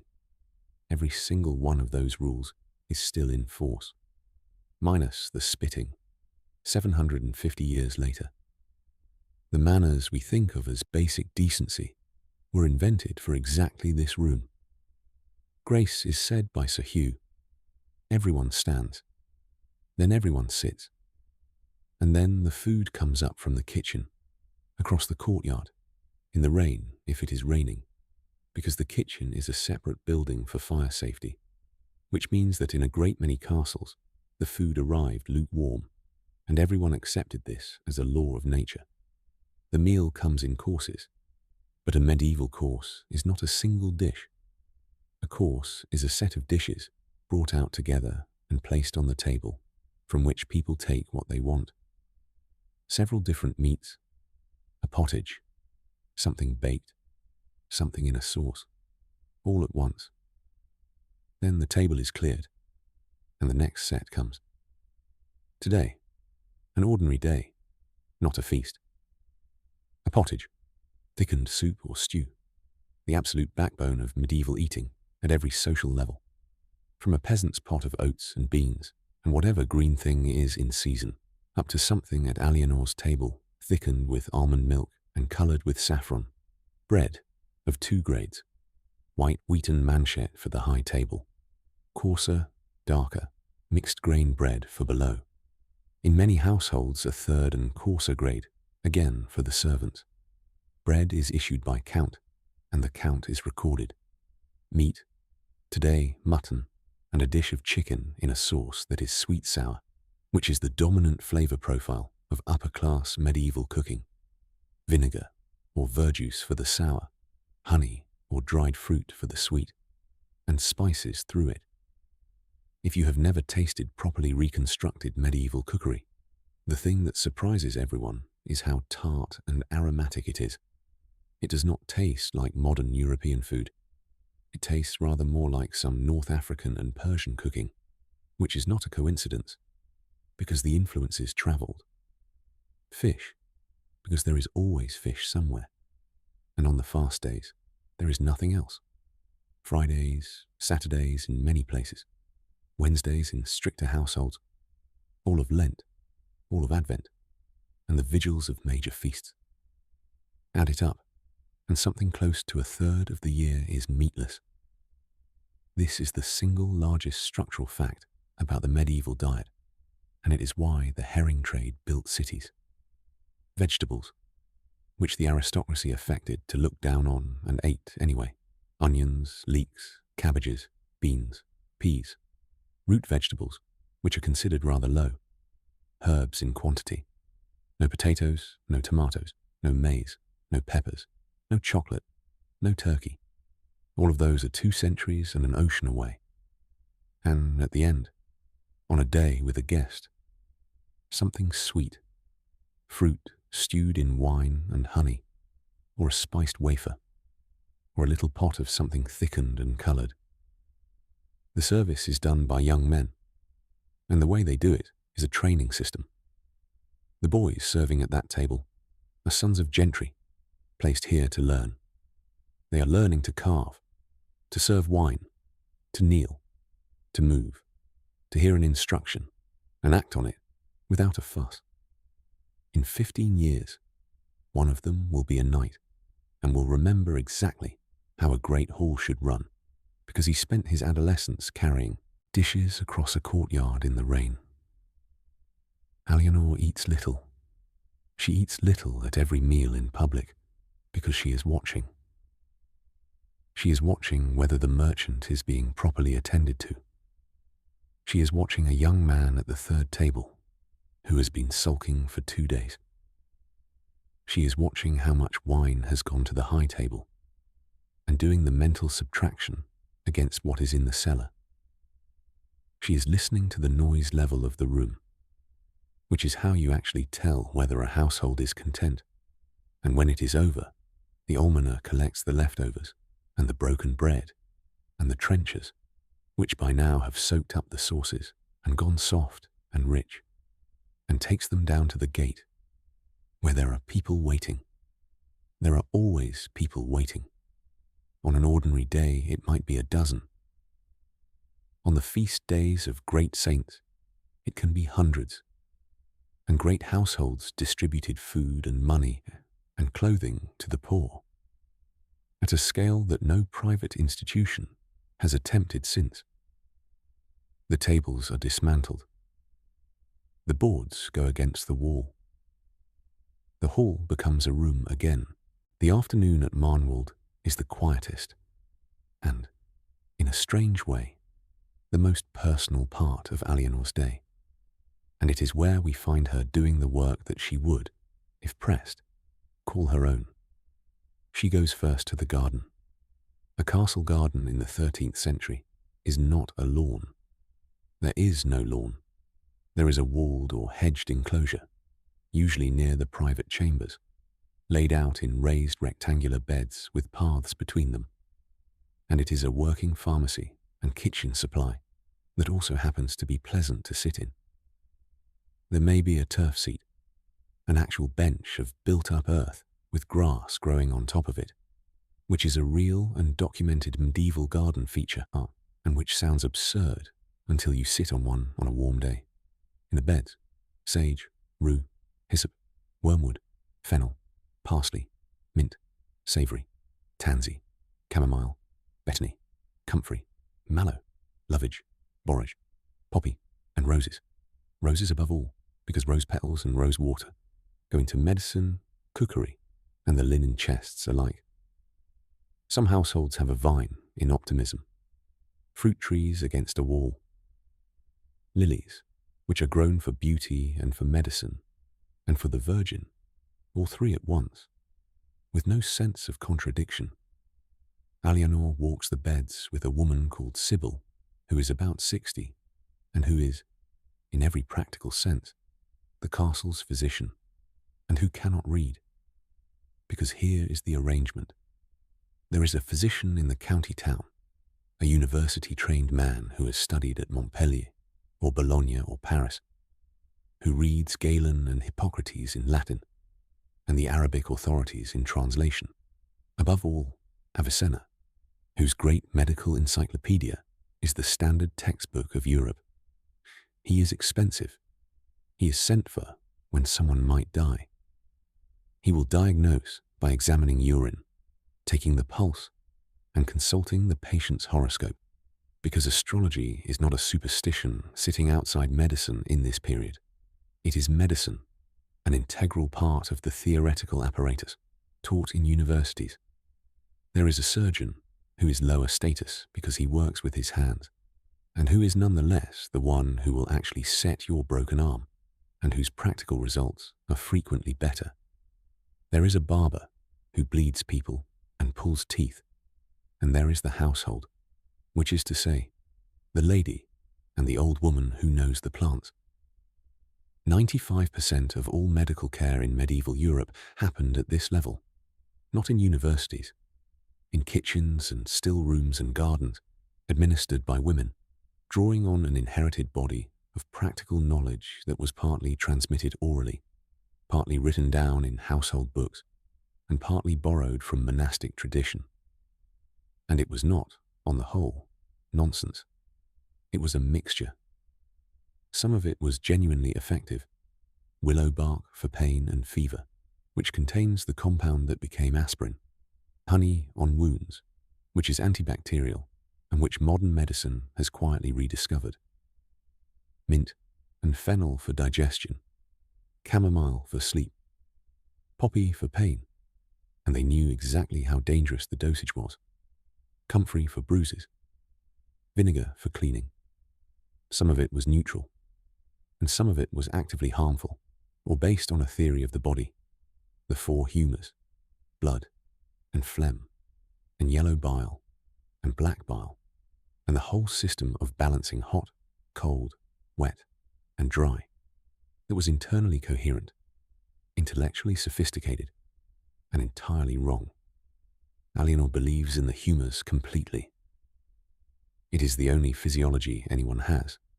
When her daughter has a fever, she understands it as an excess of heat and treats it with cooling foods and cooling herbs. And sometimes the child gets better. And when she does, the theory is confirmed. They gather what is left this late in the year, the last of the sage, some rosemary, hips from the roses, and then go into the still room. The still room is a small stone chamber with a fire, shelves of pottery jars, a mortar and pestle, cloth for straining, and a small alembic for distilling. Alienor keeps a book here. Not a printed book. Printing will not exist in Europe for another 200 years. But a bound gathering of parchment leaves in which she and before her husband's mother, have written down recipes, medicines, cordials, preserves, ways of getting stains out of linen, what to do for a horse with a cough. These household books are one of the great overlooked sources for medieval and early modern women's lives. They survive in real numbers from later centuries, and the tradition clearly runs back much further. They are, in effect, a technical literature written by women for women, transmitted mother to daughter, mother-in-law to daughter-in-law, entirely outside the university system, and containing an enormous amount of hard-won practical knowledge that nobody with a degree ever bothered to record. She writes in it in a small, careful hand. Her Latin is limited, but her French is fluent, and her English is her spoken language. And she uses all three in the same book, sometimes in the same sentence, which is exactly what real 13th century English documents do. Let us stop on that for a moment, because the language situation is genuinely wonderful. Alienor speaks English, Middle English, which you would find hard-going, but not impossible, especially spoken slowly. This is her first language, the one she thinks in, the one she uses to servants and tenants, and mostly to her children. She speaks French, Anglo-Norman, the insular dialect of the English aristocracy, descended from the language the conquest brought over 200 years ago. It is the language of the court, of the law, of Romance literature, and of polite letters. By 1273, it is beginning its long slide. Within a century, it will be a school subject rather than a mother tongue. But right now, it is still the language you speak to a bishop. She reads Latin, not fluently, but functionally. Enough to follow the psalms she has heard every day of her life. Enough to understand the gist of a charter. Enough to know when a clerk is being evasive. 3 languages, stratified by function, in one head, and she does not think of herself as unusually accomplished. Every woman she knows is roughly the same, and she can write. This is worth flagging, because medieval literacy is not a single skill, and the numbers get quoted badly. Reading and writing were separate accomplishments taught separately. Plenty of people could read who never learned to form letters, because writing was a technical craft belonging to clerks.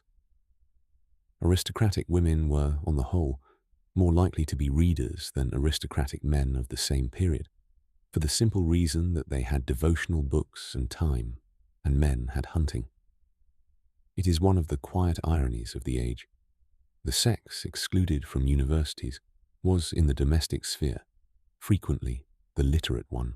Later in the afternoon, she sits with her damsels in the solar, the upper chamber, the private room, and the name really does come from Sol. The sun, because it is the room positioned to catch the light. And they sew.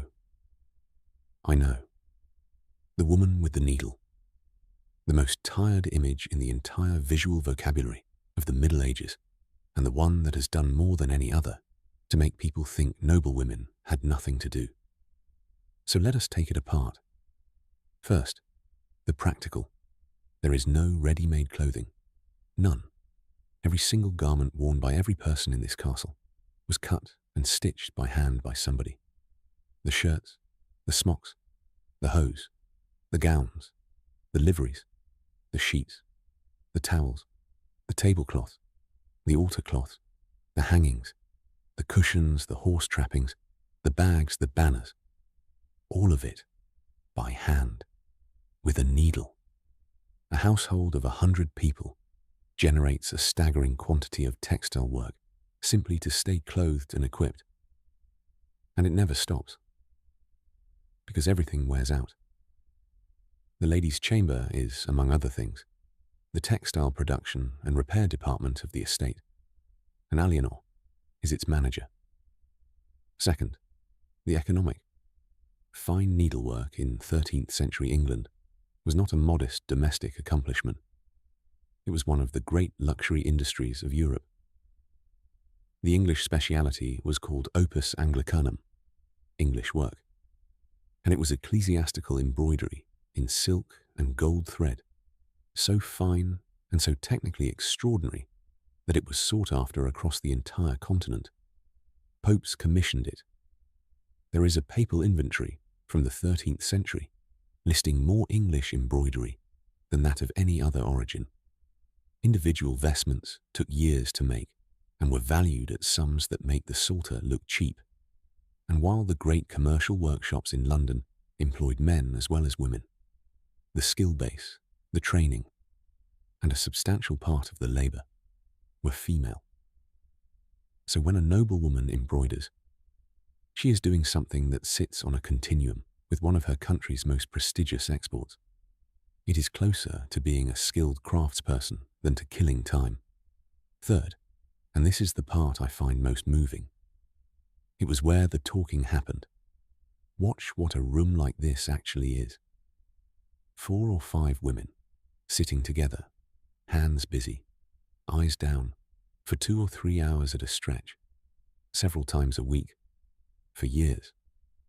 That is a structure, and the structure produces conversation of a kind that a meeting cannot produce, because nobody is looking at anybody, and everyone has something to do with their hands. The advice gets given here.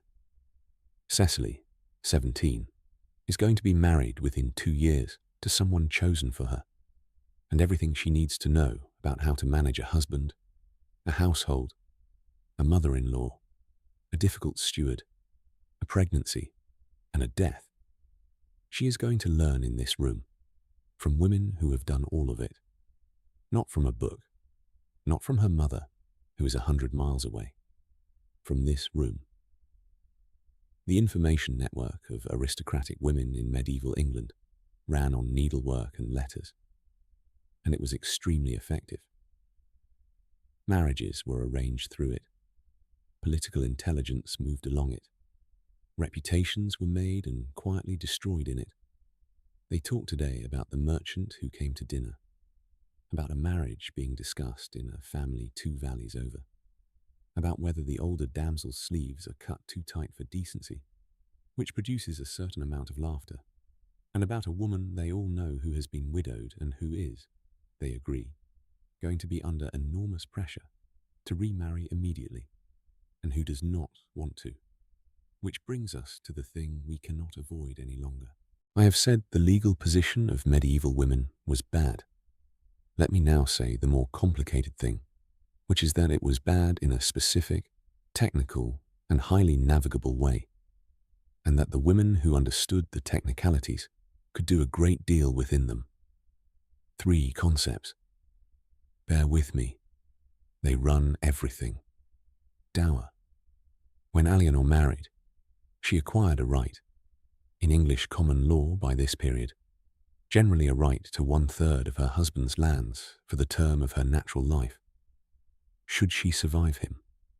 Not a gift, a right, enforceable in the royal courts. And there is a specific and much used legal action a widow could bring if the heir tried to withhold it. This is the single most important legal fact in the life of any medieval noblewoman. It is her pension, her security, and her leverage. Maritagium, or marriage portion, the land or money her own family gave with her at the wedding, under her husband's management during the marriage, but with limits on what he could do with it, and reverting in various circumstances. Wardship. If a tenant-in-chief died leaving an heir under age, the heir's lands and person came into the custodies of the overlord, ultimately the king, until the heir came of age. The custodian took the income. The custodian also had the right to arrange the heir's marriage, and could sell that right. All wardships and marriages were bought and sold on an open market, listed in the royal records with prices attached. This is one of the harder facts of the period to sit with. Children as tradable financial instruments, quite openly, with a going rate. Now, put those three together, and something unexpected falls out. A married woman had almost no independent legal existence, but a widow was, in law, a femme sole, a woman alone, and she was one of the freest people in medieval England. She could sue and be sued in her own name. She could make contracts. She could hold and manage land. She could make a will. She could, in many towns, trade independently. She had her dower, which nobody could take from her. And crucially, from the 13th century, she had a written guarantee, set out in Magna Carta itself, and repeated in the reissues, which is a detail people rarely mention when they talk about that document, that a widow could not be compelled to remarry against her will. That clause was not decoration. It was there because the practice it forebode was real, common, and lucrative. Kings had made money selling widows to men who wanted their lands. It had to be legislated against because it was happening. So the position of a wealthy widow, particularly one past childbearing, with her dower secured and no lord in a position to force her hand, was genuinely remarkable by the standards of the age. She ran her own estates. She founded chantries and hospitals. She litigated, sometimes for decades, with a persistence that leaps off the parchment. She took vows of chastity, occasionally, precisely in order to make herself legally unmarriageable, and therefore untouchable, which is one of the great quiet chess moves in medieval social history. And a number of very sharp women played it. And the pressure the women in the solar are discussing is real. A widow with land is the most attractive thing on the marriage market in England. She will be courted, badgered, petitioned, and in some cases abducted, because abduction and forced marriage of heiresses was enough of a problem that Parliament legislated about it repeatedly. Aliénor knows all of this in detail. Every woman in the room does. It is not abstract legal knowledge to them. It is the terms and conditions of their own lives. And they discuss it the way you and I might discuss a pension or a mortgage. She has in fact thought about it in relation to herself. On the nights when Sir Roger is away, and the weather is bad, and the roads are bad, and men die on roads. She has thought about which third of the lands she would want, and where she would live, and which of the household would stay with her. She has never said this to anybody, and she never will. She has had 5 children. 3 are living. The eldest, Robert, is 11, and he is not here. He was sent away at 7, as is entirely normal, to be raised in the household of a greater lord, in his case an earl with connections at court, where he will serve as a page and then a squire, learn to ride and fight and hawk and carve and behave, make friendships that will structure his entire adult life, and come home at intervals as an increasingly foreign young man. This is fostering, and it is one of the deepest structures of aristocratic society, and the modern instinct is to hear it as cruelty. Foreign visitors at the time thought so too. There is a much-quoted remark by an Italian observer, though from a later period, expressing astonishment that the English send their children away and suggesting it is because they lack affection. The English did not think they lacked affection. They thought they were doing the single most important thing a parent could do, which was to place a child inside a network of obligation and patronage that would carry him for 50 years. You cannot get that at home. You can only get it by being physically present in a great household, being liked, being noticed. Every noble family in Europe understood that the currency of power was personal relationship, and that personal relationship is built by proximity in youth. Aliénor cried for 4 days when Robert went. She would tell you it was the correct decision, and she would be telling the truth about both.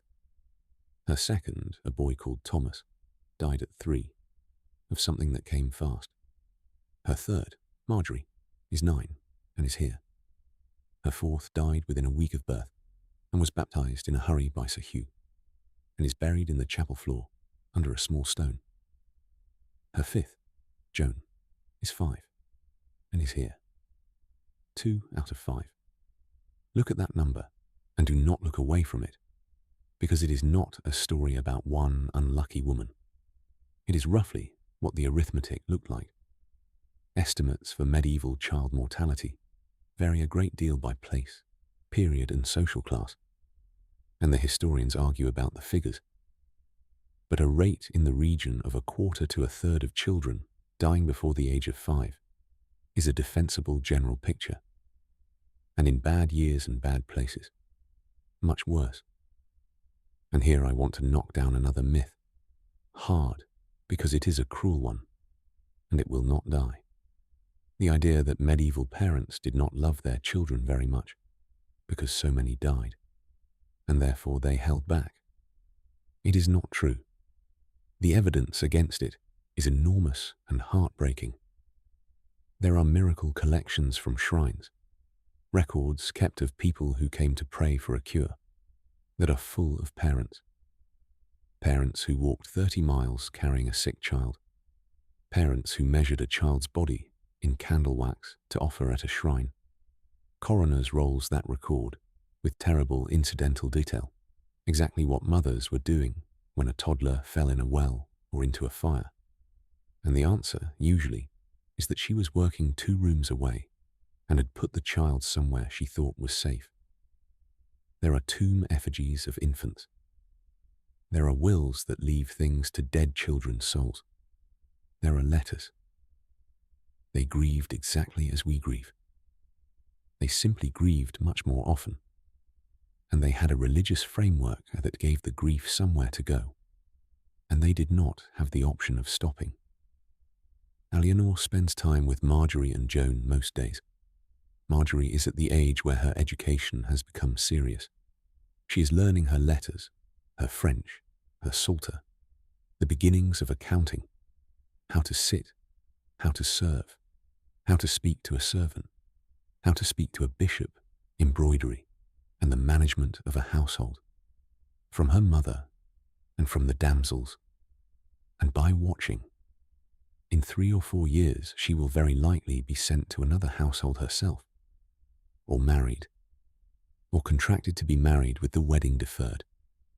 Her marriage is already being discussed. She does not know this.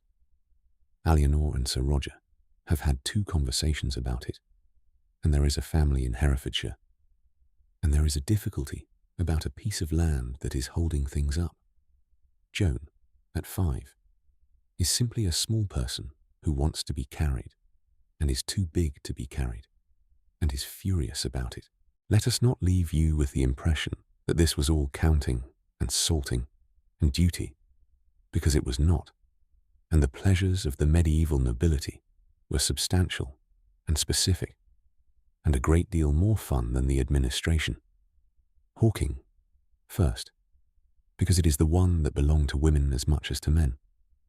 Hunting on horseback with hounds was largely, though not exclusively, male. Hawking was not. Noblewomen flew birds, owned birds, were buried with images of birds on their tombs, and appear in manuscript illustration on horseback, with a hawk on the fist constantly. There was a rough hierarchy of bird to rank: an eagle for an emperor, a peregrine for an earl, a merlin for a lady, a sparrowhawk for a priest, a kestrel for a servant, set out in later medieval sporting literature, and probably always more literary than real. But the association of ladies with the small, fast, beautiful merlin was genuine. Alienor has a merlin. It is called Belle. It lives on a perch in a chamber near the Meuse. It is fed by the falconer, and she flies it perhaps once a week in the season at larks and small birds, over the water meadows below the castle. This is not primarily about food.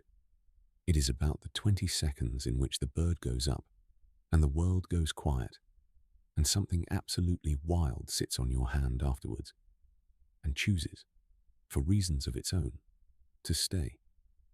She would find it difficult to explain why she loves it. She would probably not try. Music. Second. There are instruments in the castle. A harp, certainly. Probably a psaltery. Possibly a small portative organ if the family is showing off, though Marnwald is not. Noblewomen were expected to sing, and to sing well. Singing in the chamber, among the women, is constant and casual. And when there are guests, there may be minstrels, who are professional travelling entertainers of variable respectability, some of them extremely good, all of them carrying news and gossip from every household they have played in for the last 2 years, which is a substantial part of their actual value. Games. Third, chess, which arrived in Europe from the Islamic world, and by 1273 is thoroughly established as the aristocratic game, and which noblewomen played, and played seriously, and which appears in Romance literature as a courtship setting so often that it is nearly a cliché. Tables, which is the ancestor of backgammon. Dice, universally condemned by moralists, and universally played anyway. Reading, fourth, and this is the one I find most touching. Alienor owns 3 books. The Psalter, a small book of prayers and saints' lives, and a romance, a manuscript in Anglo-Norman verse, containing Arthurian material, which she has read perhaps 20 times and can quote from. Romance is the great popular literature of this world, and it is aimed squarely at exactly her. Knights, quests, courtly love, ladies who are the objects of impossible devotion, adultery, treated with a sophistication that would get you into trouble in a great many later centuries, the tradition of courtly love, an elaborate literary system in which a knight suffers exquisitely for a lady who is usually married to someone else, sits at a strange angle to the actual arranged financial dynastic marriage system that everyone in the audience was living inside. Historians have argued for a century about what that meant, whether it described real behavior, or provided a fantasy compensation for its absence, or functioned as a sort of code of manners for a violent class, or was mostly a game played in literature and only lightly in life. Probably all of those, in different households, on different evenings. What is certain is that women were the primary audience, that patronage by noblewomen shaped the literature enormously, and that a woman like Alienor spent her evenings listening to stories in which women's choices mattered enormously, in a world where, in strict law, her own did not. She reads by rushlight. She reads slowly, and aloud, or nearly aloud, murmuring, which is how nearly everyone in the Middle Ages read. Silent reading exists, but the default is vocal, and a medieval library was an audibly noisy place. The light goes early, in late October. By the middle of the afternoon, the yard is grey, and the bell rings for vespers, and Alienor goes down to the chapel again. Vespers is the evening office, and it is, in most people's experience of the medieval liturgy, the loveliest of them. Candles are lit. The psalms are sung rather than said. In a household with a decent chaplain, and a couple of servants who can hold a line. There is actual music in a small stone room at the end of a working day, and the reason this tradition survived intact into the modern world in 100 cathedrals is that it works. Then supper at around 5, before full dark. It is a shadow of dinner. Cold meat left from the morning.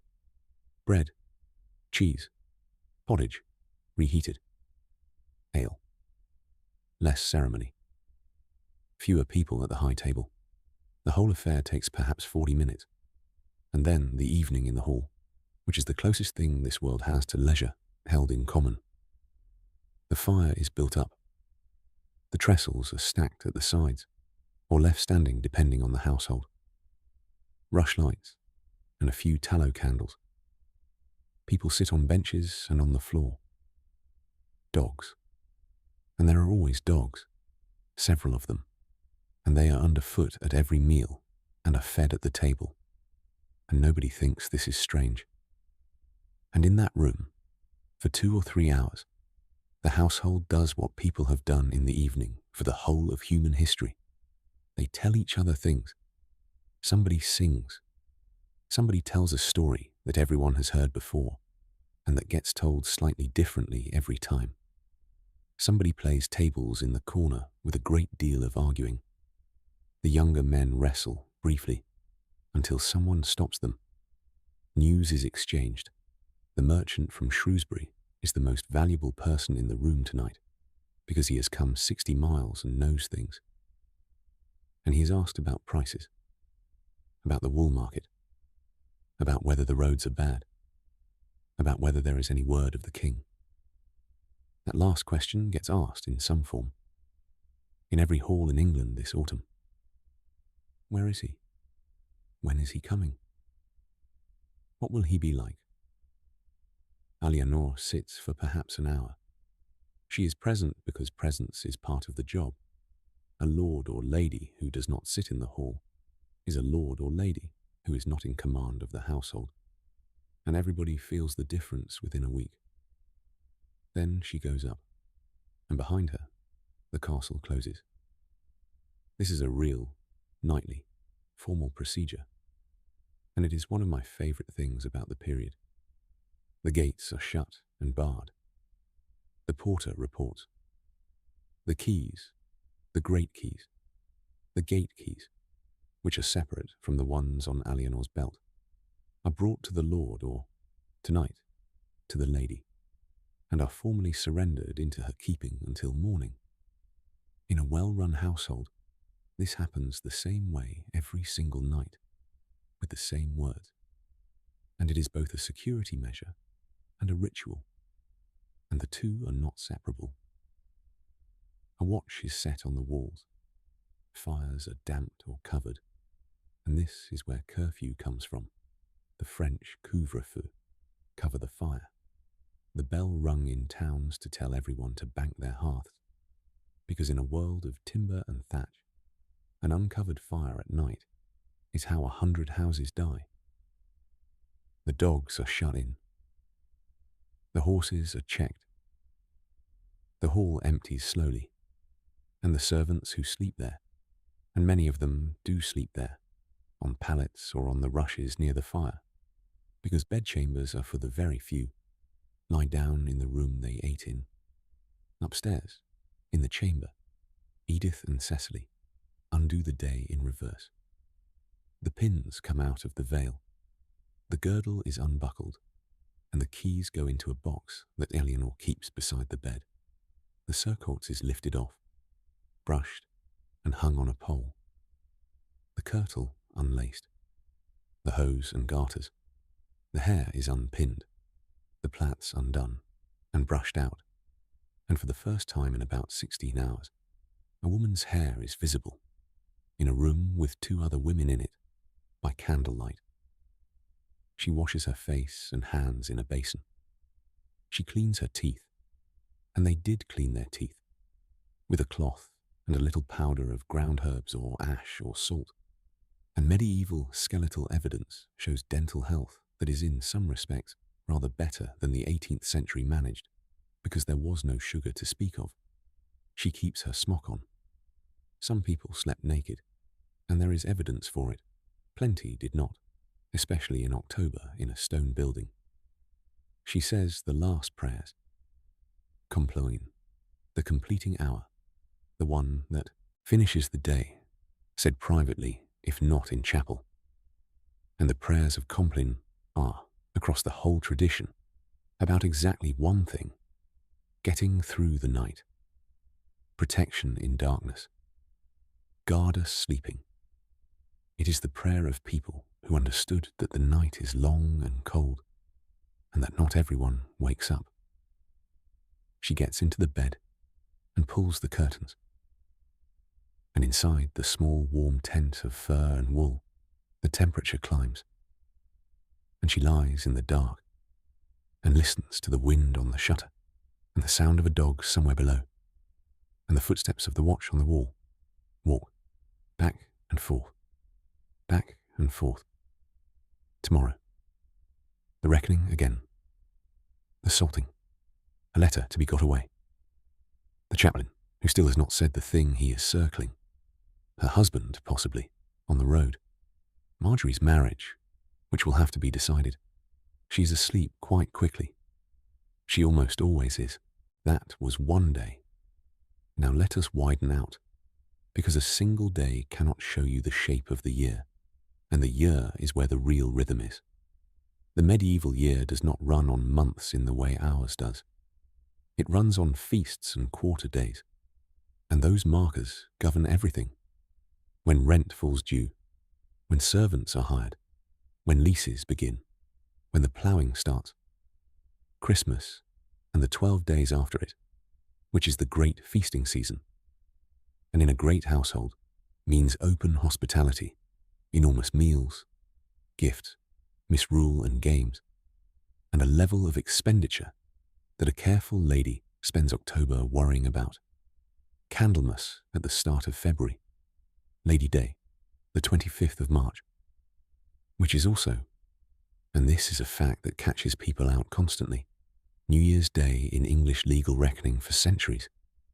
The year did not start in January.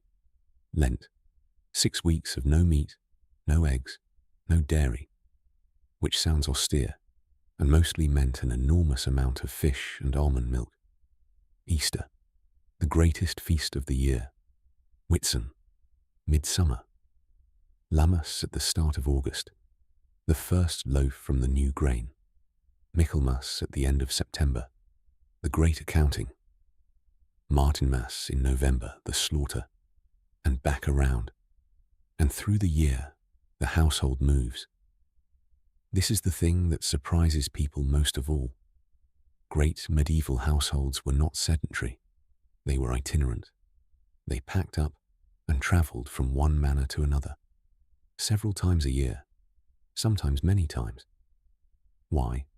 Several reasons, all of them practical. Because it was easier to move 100 people to the food than to move the food to 100 people. A manor produces a surplus. Consuming it on the spot saves the enormous cost and loss of carting grain over bad roads. Because a lord who never appears at a manor is a lord whose bailiff steals from him. And everyone knows it. Presence is audit, because lordship is personal and visible, and you cannot be a presence in a county you never enter. And bluntly, because a castle housing 100 people with medieval sanitation becomes, after several months, extremely unpleasant, and moving out lets it be cleaned. So 2 or 3 times a year, Marnwald Castle empties, and the operation of emptying it is a serious logistical exercise that falls inevitably on Alienor. Beds are dismantled, the frames stay, the mattresses and hangings travel. The hangings come off the walls. That is what tapestries and painted cloths are for. They are portable interior decoration, and a hall looks bare and cold until they go up, wherever the family happens to be. Plate is packed into chests. Linen is packed. The spice cupboard travels with the lady. Kitchen equipment goes. The muniments, The charters are go, or are locked in the strongest place available. Carts are loaded, horses are assigned. An advance party rides ahead to make the destination ready and to warn them how many mouths are coming. They travel perhaps 15 or 20 miles a day, which is what a loaded cart on a medieval road can manage. The roads are bad, and in winter they are worse, and in some places they are simply not passable, and everything waits. And when they arrive, the whole thing is set up again, and the hangings go on the walls, and the household turns a cold stone shell back into a home in about 6 hours. She has done this perhaps 40 times. We cannot finish without going into the one room we have not entered, because it was the defining physical experience of a noblewoman's adult life, and the most dangerous thing she ever did. Childbirth in the Middle Ages was women's territory. Absolutely. No physician, no priest, unless things went very badly, no husband. When a woman went into labor, the chamber was prepared, the shutters were closed, and often the room was darkened deliberately. The keyholes were sometimes stopped, and the space became, for the birth and for a period of weeks afterward, a female enclosure that men did not enter. The midwife presided. Midwives were experienced women, usually older, often licensed by the church, not for their obstetric skill, but because they needed the authority to baptize a dying infant in an emergency, which was considered the single most important thing that could happen in that room, more important than the mother. Around the midwife, the gossips. And that word deserves rescuing, because gossip comes from godsip, God's sibling, a woman spiritually related to you through baptism, and it originally meant the close women friends who attended a birth. They came, they stayed, they encouraged, they held her, they told stories, they made her walk, they fed her, and afterwards they talked. The word only acquired its sneering sense later, when men started using it about what those women did when they were together, which tells you something about how the word got where it is. The physical facts were hard. Women often gave birth upright, kneeling, squatting, standing, or on a birthing stool, which is a real object with a horseshoe-shaped seat, and which is, obstetrically, a considerably better idea than lying flat. There was no pain relief that worked. There was no cesarean that a mother survived. The operation existed and was performed on women already dead or dying to save the child for baptism. There were charms, prayers, and relics, and a great deal of them. Girdles, long inscribed strips of parchment or textile, some of them kept at monasteries, and lent out, wrapped around the labouring woman. Saints invoked, above all Saint Margaret, whose legend involved emerging unharmed from a dragon, and who therefore became, by an association that is either absurd or perfect depending on your mood, the patron of childbirth. Prayers to the Virgin. Whatever helped. The mortality is hard to state precisely, and modern estimates vary, but maternal death was a real and recognized risk, not the near certainty that popular accounts sometimes imply, but common enough that every woman in that room had known someone it happened to, and common enough that a woman facing her first labour would often make arrangements beforehand. Alienor has done this 5 times. And afterwards, the lying in, a period of weeks in the darkened chamber, attended by women, recovering, not going out, not going to church, ending in the ceremony of churching, the mother's first return to church, formally received. And there has been an argument for 1,000 years about whether that ritual was about purification and therefore about shame, or about celebration and thanksgiving and reintegration. The women, on the whole, seem to have experienced it as the latter. It was their day. There was often a party. Before we close, 2 comparisons. Because Alienor's life only makes sense with something beside it. The first is the woman in the village below the castle. She wakes earlier. She has no Edith and no Cecily. She dresses in a smock and a kirtle of coarse undyed or cheaply dyed wool, and a headcloth. And that is the whole wardrobe, plus a cloak if she is lucky. She has 2 garments, perhaps 3.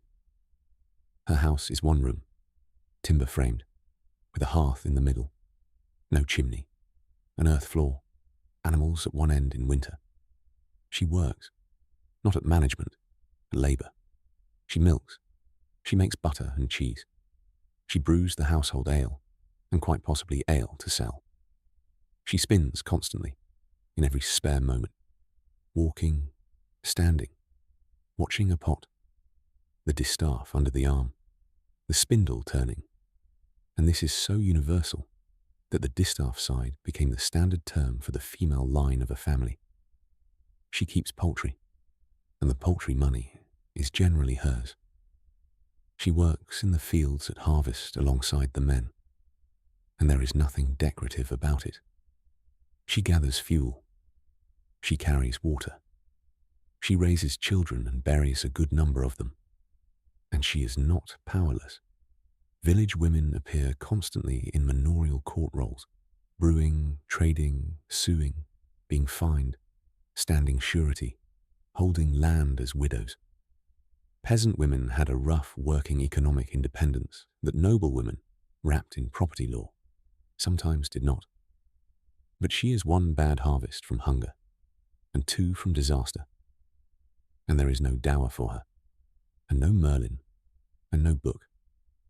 The second comparison is upward, and it is a set of real names, because Aliénor is a composite, and these women were not.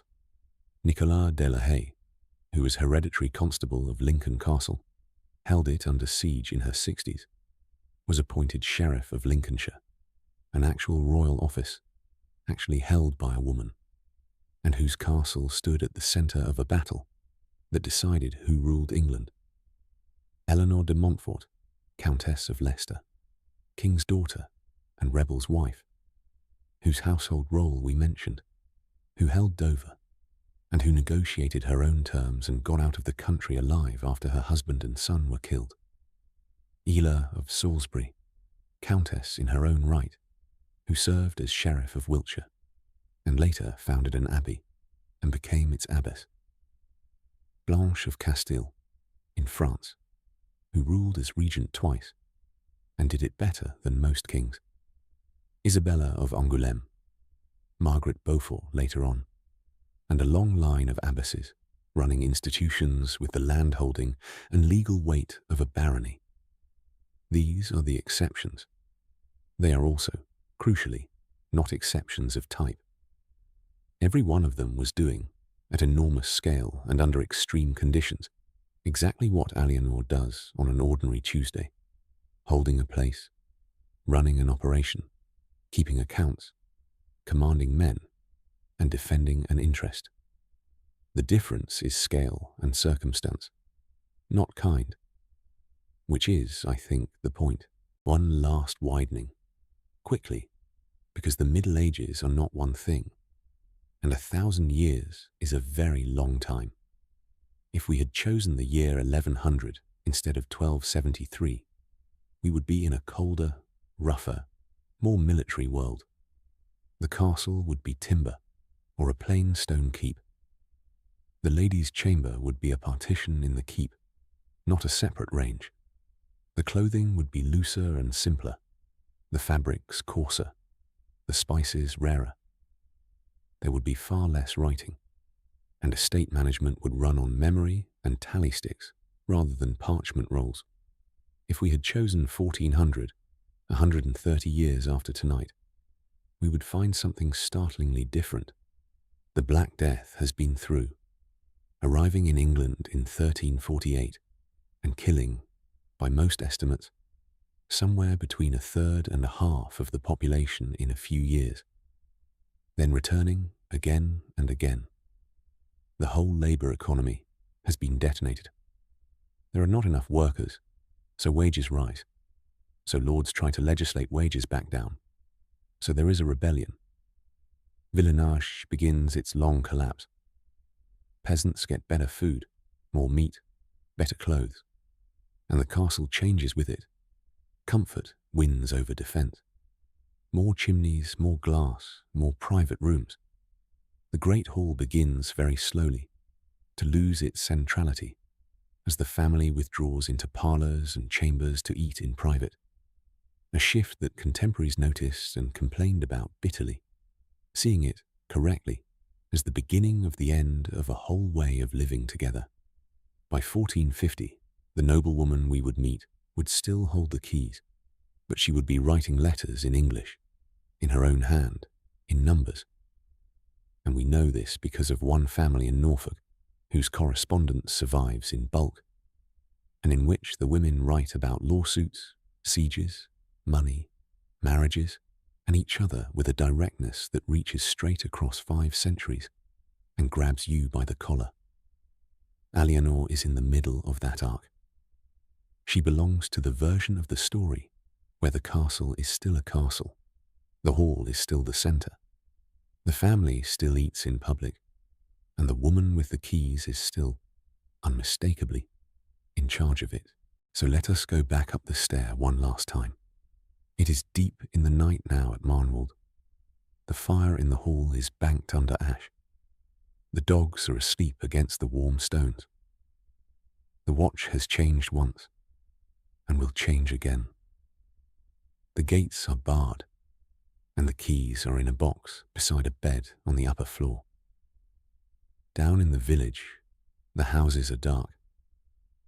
Alice the widow is asleep with an ox in the byre that she thought she was going to lose. In the storerooms, salt is doing its slow work in the barrels. In the locked cupboard, pepper that came 10,000 miles is sitting in the dark, waiting for Christmas. In a chest, a psalter worth as much as a farm lies closed on paintings that nobody will look at until morning. And in the great bed, behind the curtains, is a woman who will wake before the bell, as she does every day, with a list already forming. She is not a princess in a tower. She never was. That woman was invented later, by people who looked at these buildings after the roofs had fallen in, and imagined that a place so heavy and so grim must have held someone who was waiting to be let out. Nobody in this castle is waiting.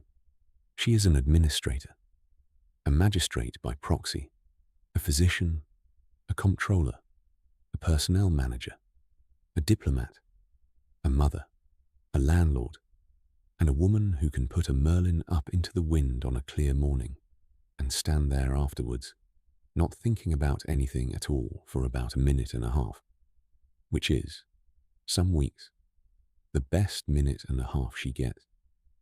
She lives inside a legal system that does not fully recognize her existence, and a household that cannot function without her for a single day.